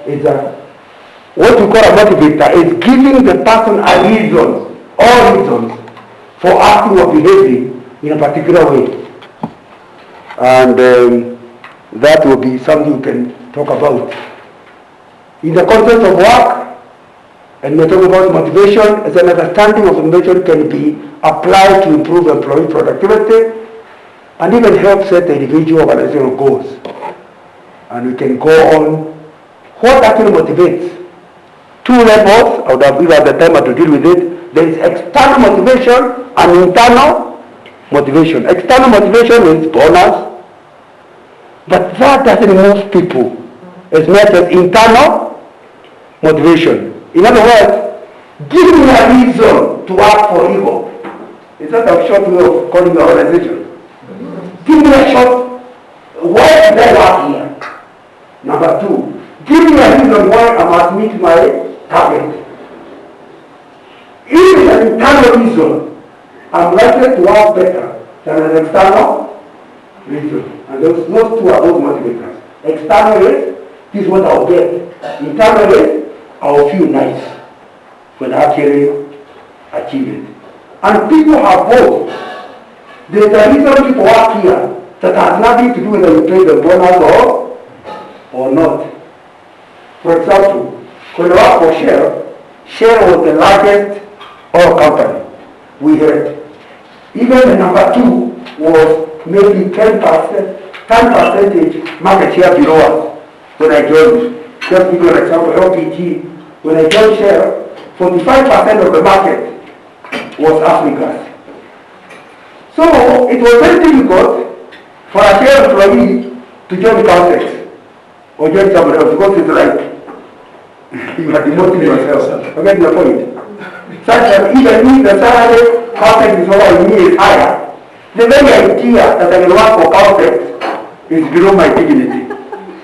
I think the internal motivation. Yeah. So you stay there, even if you are not earning much. What makes you feel nice when you go to the village? Say, I work for Shell. You know, something. That's an internal. So you became the kind of company people are proud to work in. They will be motivated here without external motivation. But we were the employer of choice, ExxonMobil. Yes, that is true. And we promised, actually, ExxonMobil said that they were employers for life. So even if they paid you less. You never left. Actually, Shell paid at the 75th percentile. Yeah. ExxonMobil paid at the 50th percentile, but our retention was 99%. So that's basic. So that's what you have to work on. So you can be working on the bonus and all those things, but if the people don't have that inner pride that causes them to want to meet their target, it can make a lot of difference. Anyway, I don't have enough time to deal with it. I'll talk about the ACR of motivation. The ACR of motivation means autonomy, the one I'm saying inside, competence, I feel I'm a performer, and you can talk about relatedness. When I talk about autonomy in one's personal life, where he has been shown that a wide range of life goals are better achieved long term. In other words, there is a reason, there is something that makes me feel an achiever, and it's being achieved by me staying here. That's what we call automated internal. Competence, when we feel that we are at the top of our game, we reach needed. That's why people resign the job. When we put the target at a place they cannot achieve, and they have such pride, they will not want to associate with the failure. So if they realize they will fail, it doesn't matter what the bonus you promise, they will go. Because there are people who are motivated to be achievers. That's what moves them. Relatedness. The sense of relatedness is an important motivator as human beings who have a basic need to belong. In other words, there is such a collegiality within you. You feel like colleagues. If you leave, you are leaving friends. So this relatedness makes people stay in a place even when there are no other external benefits. And we could go. But there's another one I call the ABC of human motivation. In the ABC of human motivation, A is achievement, B is belongingness, and C is power or control. That's called ABC. All of them or some of them work on individuals. Look at the first one. In other words, the reason I'm working here is to be an achiever, to be regarded as an achiever. That's why I told you the danger of a flat organization is the problem of not feeling. You are all asking, did you get a promotion? Now in a flat organization, you may be getting salary increase, but you're not getting promotion. If in the culture of the people, they want to, you are an achiever when you are promoted, your boss are more afraid when you are being promoted with less money, just so that you are getting promoted. That's some of the things that you have to talk about. Achieving results, belonging, and I think I've talked about control of people and situations. Nobody wants to do a job where he feels like a house girl. I've used that term many times. When you feel powerless, you have no idea. That's why the performance management system empowers the staff. They feel they are in control. They feel like they are the ones who determine whether they get a bonus or not. Not their boss. When you have power, you can perform, yet the boss says you did not perform. You feel you have lost control. These are all important if you are going to motivate staff. It will be important. Again, we have discussion we could look at. Strategies that motivate, you can look at the notes when you get. Be transparent, motivate individuals, all those are details. Have an open door policy. Open door policy means you are doorman in the days when the offices with the doors. Open door policy was called open door policy. Because as long as you belong to the department, you don't require an appointment with a boss. You can walk in and out. And the boss will say, did you get appointment? Appointment are for outsiders, not for the team. Again, the danger of that is you keep interfering with you. So some people may not want it. But people feel motivated when you deal with open door policy, and it can be an issue that you need to deal with. Then I wanted to do the... Sometimes the door is open, but it is closed. It's not accessible. It needs to be open and open. Yeah, it can be open, So but not it's accessible. welcoming. By the way, that guy was like that, the one you showed us in the picture. He is available, but he is checking the watch. Have you talked for 2 minutes? Yeah, he's not. So the door is actually open and closed. Closed. Or even you are at a person's place and come, John, come. But he is busy typing. You go quiet because you are looking for him to solve. No, I can hear. It's called multitasking. By the way, multitasking is an animal that doesn't exist. You read the latest studies. You know they say women are multitasking. Yes. And though I've had to study it, although I'm not a woman. They say multitasking means the ability to stop one exercise and another one and go back to the first one. But even in between, you actually were not doing good. Human beings cannot do two things at the same time. So it means when you bring 3 tasks, one of them is not getting due. So when you go to a boss who will teach you on his correction, and what else? The 2 days, he thinks you are a disturbance, and the earlier you leave, the better. So those are the things. And so somebody decides, and wonder why. It's because you have treated him like he does not matter. Team building, I would have wanted us to spend team building approaches. Yeah. Some of our colleagues are going to pray. Yeah, that they are allowed. That's important. I hope they won't miss out. How many slides? Grace will give you more time. She has to add you an hour also. No, but there's somebody else coming after me. So I know anytime you give me, you are deducting it from somebody else. So, but those are things we should have looked at. Team building approaches.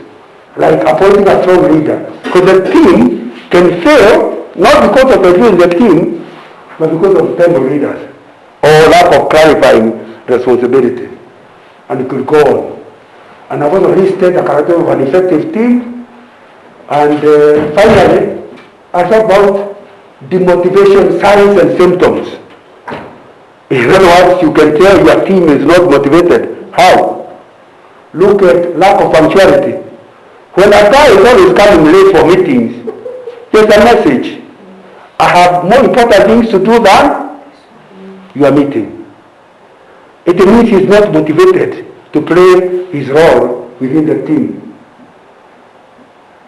Or even change of mood towards colleagues. You feel like you're not liking the team. So you're being difficult. The guy most likely is applying for jobs elsewhere. These are signs that you have a problem. Poor body language, and you could go on and on and on. I was supposed to finish by 1. I was supposed at the end to spend time allowing you to discuss questions, but I think the best thing is to just stop there. I think I gave you a lot of the discussion questions. So instead of discussion, I want to allow 15 minutes of borrowed time. We discuss generally any and every subject about supervision, and management, and leadership. It's your lunch hour, but I'm borrowing the time.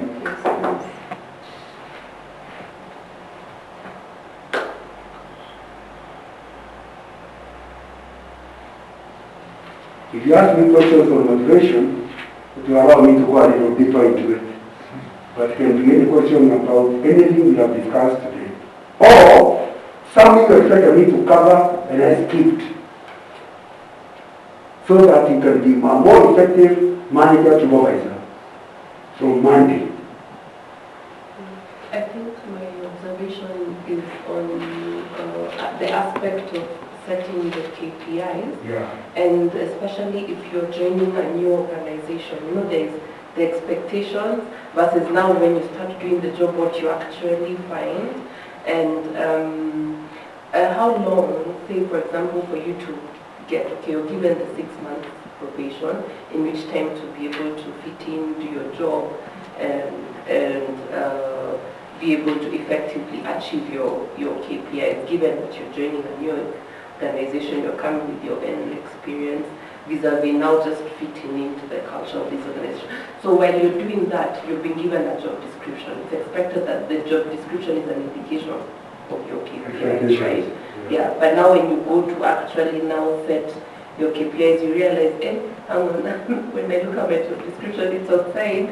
Now you're setting your KPIs, it's outside what your expectations were.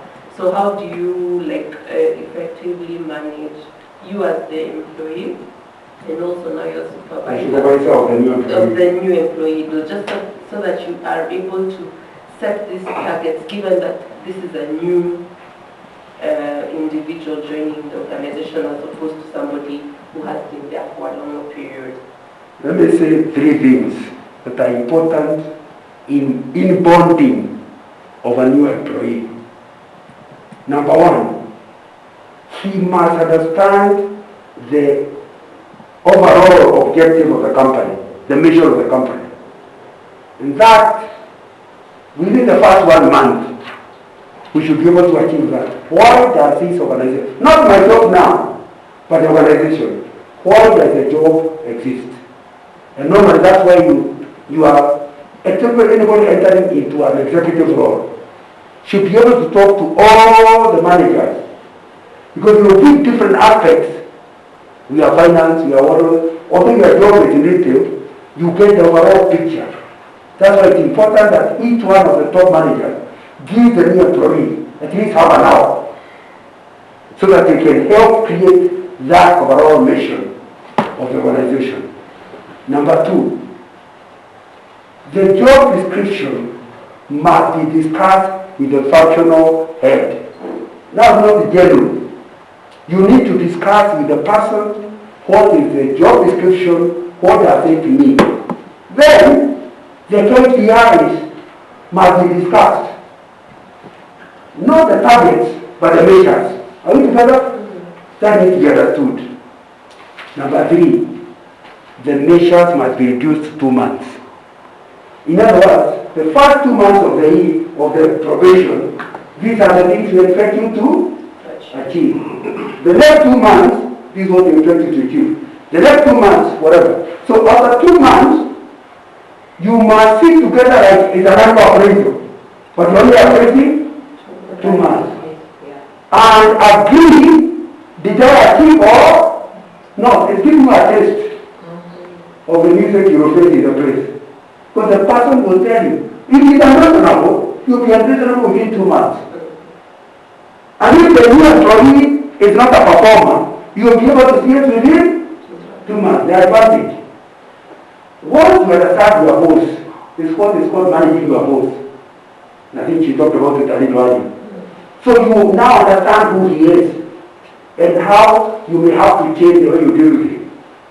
Number 2, if you are the manager, you understand what kind of a person this employee is. Not based on your whole year's requirement, only the 2 months. What will happen is, because they have reassessed themselves, the next 2 months are likely to be better than the first 2 months. But then you don't wait for the whole. You go there 2 months. If your person is not performing, they can get notice in their mind, not verbally, that I'm unlikely to act here. Because the 4 months of the 6 have gone. And each, you are failing with all measures that you agreed with originally. You still have a chance to save yourself in the first 2 months, but you start preparing where to go. So when the 6 months come and you cannot be confirmed, either the probation is extended or you go, you are not surprised. Because a new employee cannot get PPM to a performance management. It's too early to deserve that. So the best thing is, let's say for any to one another. You can see those 3 things will help the new employee and also help the supervisor. Does that help? Yeah, it does. Yeah. Who else has a comment or a question?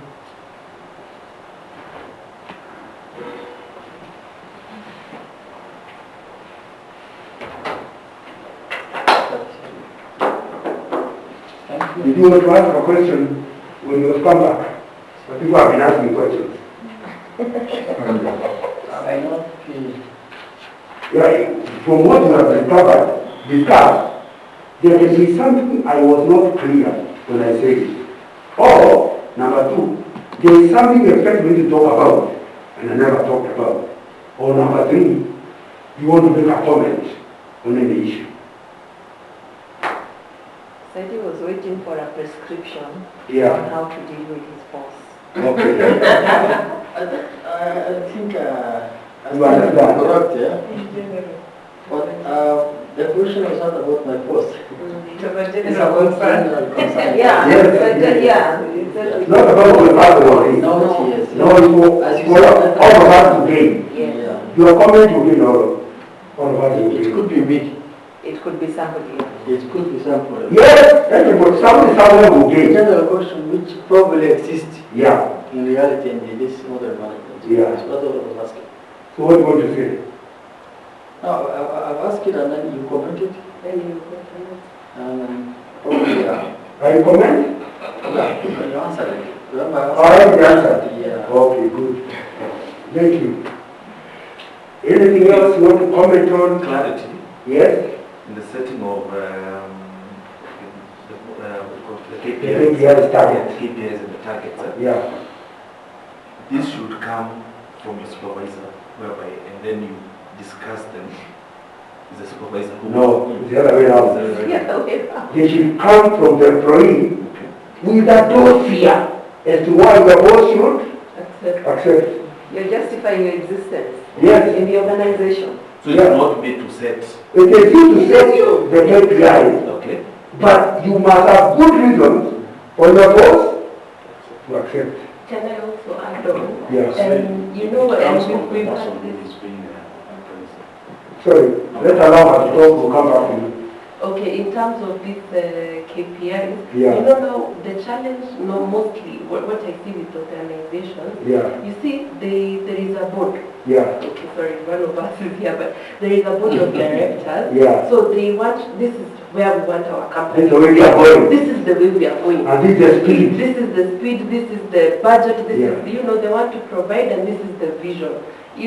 Ownership or the return on investment, this company belongs to somebody or some people. Yeah, And the employees just want that vehicle, or the management or the ownership wants a direction to take, to take Yeah. it. So when you come to setting now your KPIs, the management, senior management have been either involved in that strategic planning, or they have been told. or they have been told. So you have a team, we have finance, we have, say, legal, we have retail, you have, that's why you're a senior level manager. Yeah. Because you have understood the ownership What wants you us want. to drive this vehicle to this direction. Yeah. How do we achieve that now when you go down to the sweeper or the housemaid, as you're calling her? So now the challenge usually I see with when it comes to setting your KPIs, maybe the message from this upper level Has not been understood has down not there. been understood down there, or we don't understand why, or something changed along. Let me correct myself. Yeah. It is the responsibility of the board and management to agree the vision of the company. Long term and short term. That's not the responsibility of the workers. So by the time you're preparing your target, you already know what is expected of you. The work of the target is to talk about the speed and your contribution towards the total. Yeah, nobody knows your job as well as you. That's why in a good management system, you are allowed after the mission and the vision for the year are properly articulated and written down for all the staff to see. You now can see where you fit in, even as you are suggesting your target. So if you make targets that don't align, you are going to not agree. But if you are a reasonable person, you will not create targets that can be shut down immediately. You must be able to say, I hear that this is where we are going, I'm proud to contribute this. The rate of emission is this way, the target is this way. Chances that your boss will disagree If you already align yourself with the top, are very silly. But targets have to be set by board. You cannot allow the staff to determine the final target. He only suggests. The board negotiates. The two, they are called agreed targets. It's not an agreed target. It is top down, boom. And you have no reason as to why you are given that target. It's a way of demonstrating stuff. If you just give them a target, they have no idea what you assumed and the basis of the target. Can you see it's a coin with two sides, isn't it? Yes, and both sides of the coin matter. Yeah. Not one. I think the cascading of these visions, Of the vision, yeah. I think that's where there is a gap because it needs to be very clearly understood. And like we were saying, if the team sat together and drew out what together, Yeah. what HR's contribution is, what supply, what it would be easier even to cascade that understanding lower. Because from the board it gets to the CEO and the management. The management needs to understand their functional roles, because their functional roles then they cascade to the individuals below. If they don't understand it, then it's not cascaded. But also, we realize that working in silos makes it more difficult to even understand what stops for who. Yeah. So that cascading process, maybe, I don't know how we've done it in the past. I mean, there's something you wanted to say. I'm fairly new. Sorry. Just before you talk. I'm a democratic guy. Okay. We told you to stop when you're talking. No, it's just what they've said. That's what I want to it's what you were speaking for. Cascading aspect, yeah. Cascading aspect, and also managing of new employees. Okay. Yeah. So we are in Because agreement. you find that what she was saying, Yeah. you can come in as a head of department like me. So you find that there are people who will probably be reporting to you. Then there's that aspect of now you, first of all, understanding the articulation. Understanding the top and understanding the bottom. Then now you cascading it now to the team to actually understand those KPIs. Yeah. And that can go wrong. Yeah. I'll tell you what I did. When I joined Shell in 1979, I remember I've been in a bank, another oil industry. I sat with my staff, and those times, in the 70s, the whole university was only 3,000 people. So each year, we were graduating less than 1,000 people. So we were very few. So to be a graduate was a big deal. So that's why you landed on top, but you are the youngest. That's the way we went through in the 70s. So, here you are, and you don't understand your job, honestly. Your boss has explained, but to be honest, you don't really understand. So I told them, I want you to train me. Oh, you know how they felt. This young boy, we were teaching. And they taught me, because I actually don't know. I'm their boss, but they know better than me. So I'm like a student, copying. We finish. Are we okay? Yes. So that's my job, yes. And now that I understand that if you went away, I can do it, but through what he does in 1 hour, I'll do in 5 hours. But at least I know what he is. Next one. Third one. Fourth job. You know what happened? By the end of the month, I will know what they are doing. So somebody gives me work when I'm preparing for the battle meeting. And I'm looking at my notes. I say, wait a minute. When I was talking, you told me this. You are up here? Says, do you know this is embarrassed? Because he's the one who told me. I'm not asking him. How come you did not do the job the way you told me? And you see, I'm not using my power. I'm using his information. It made my work much easier. First of all, they are telling people, the new boy, I'm the one training you. Don't get embarrassed. You are salary to you. Even if they are thinking you are foolish, you still are getting your salary. And the problem is they see you humble, they see you as a trainee, but you now use the information to manage them. Yeah. So within a short time, I knew what they are doing, and now I require them to do not what I told them, what they told me. and it made it much easier for me to manage. Can that help in a new job? Yeah. Do not pretend, let them know. Before you start giving them information, learn from them. Let them teach you. Then use that information to manage them. Actually, not everyone is born knowing everything. Yeah. So being in Kenya, I noticed that we are so scared to say we do not know. And I think it's a very big strength in leadership to actually say, I don't know, even to the juniors, and they help you. Because when you're managing a technical team, in their technical areas, for sure they know more than you. They know you can know more than them. No. And yet it is you accountable. Yes. So be a student, learn from them.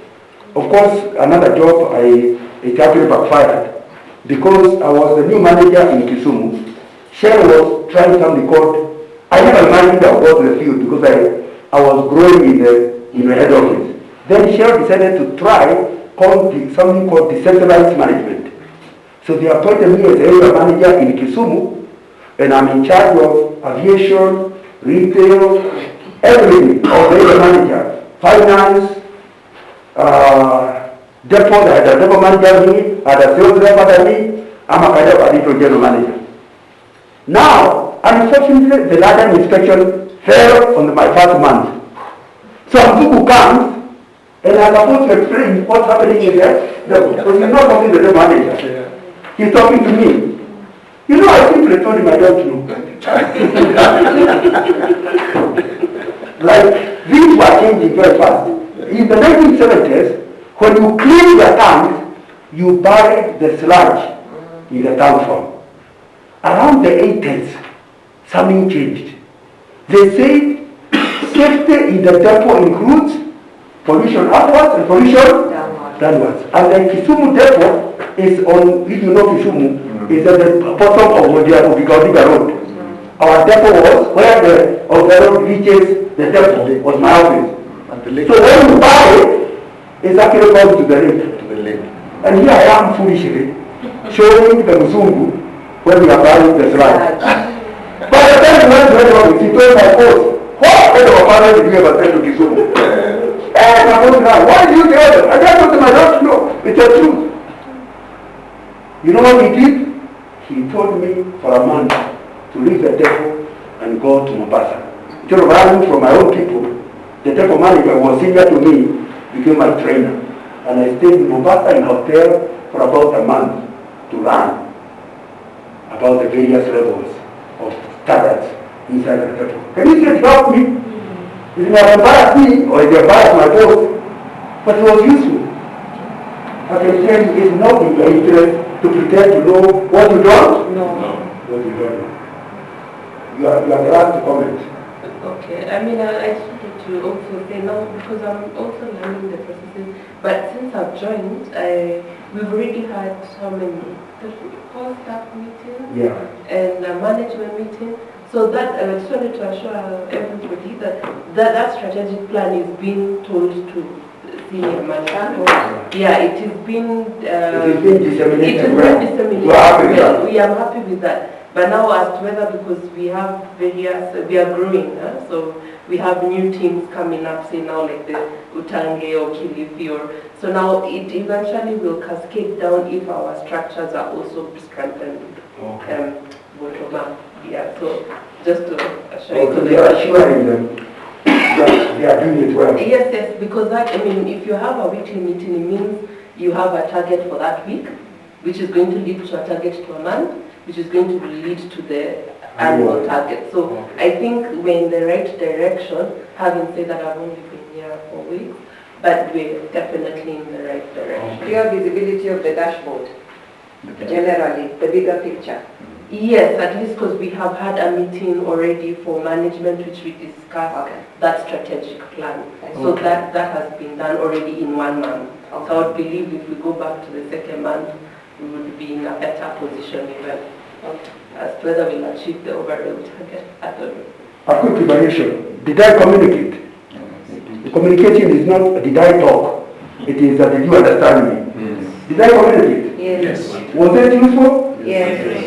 Please, I suggest you write down a paper called Actionable Lessons out of Saturday morning.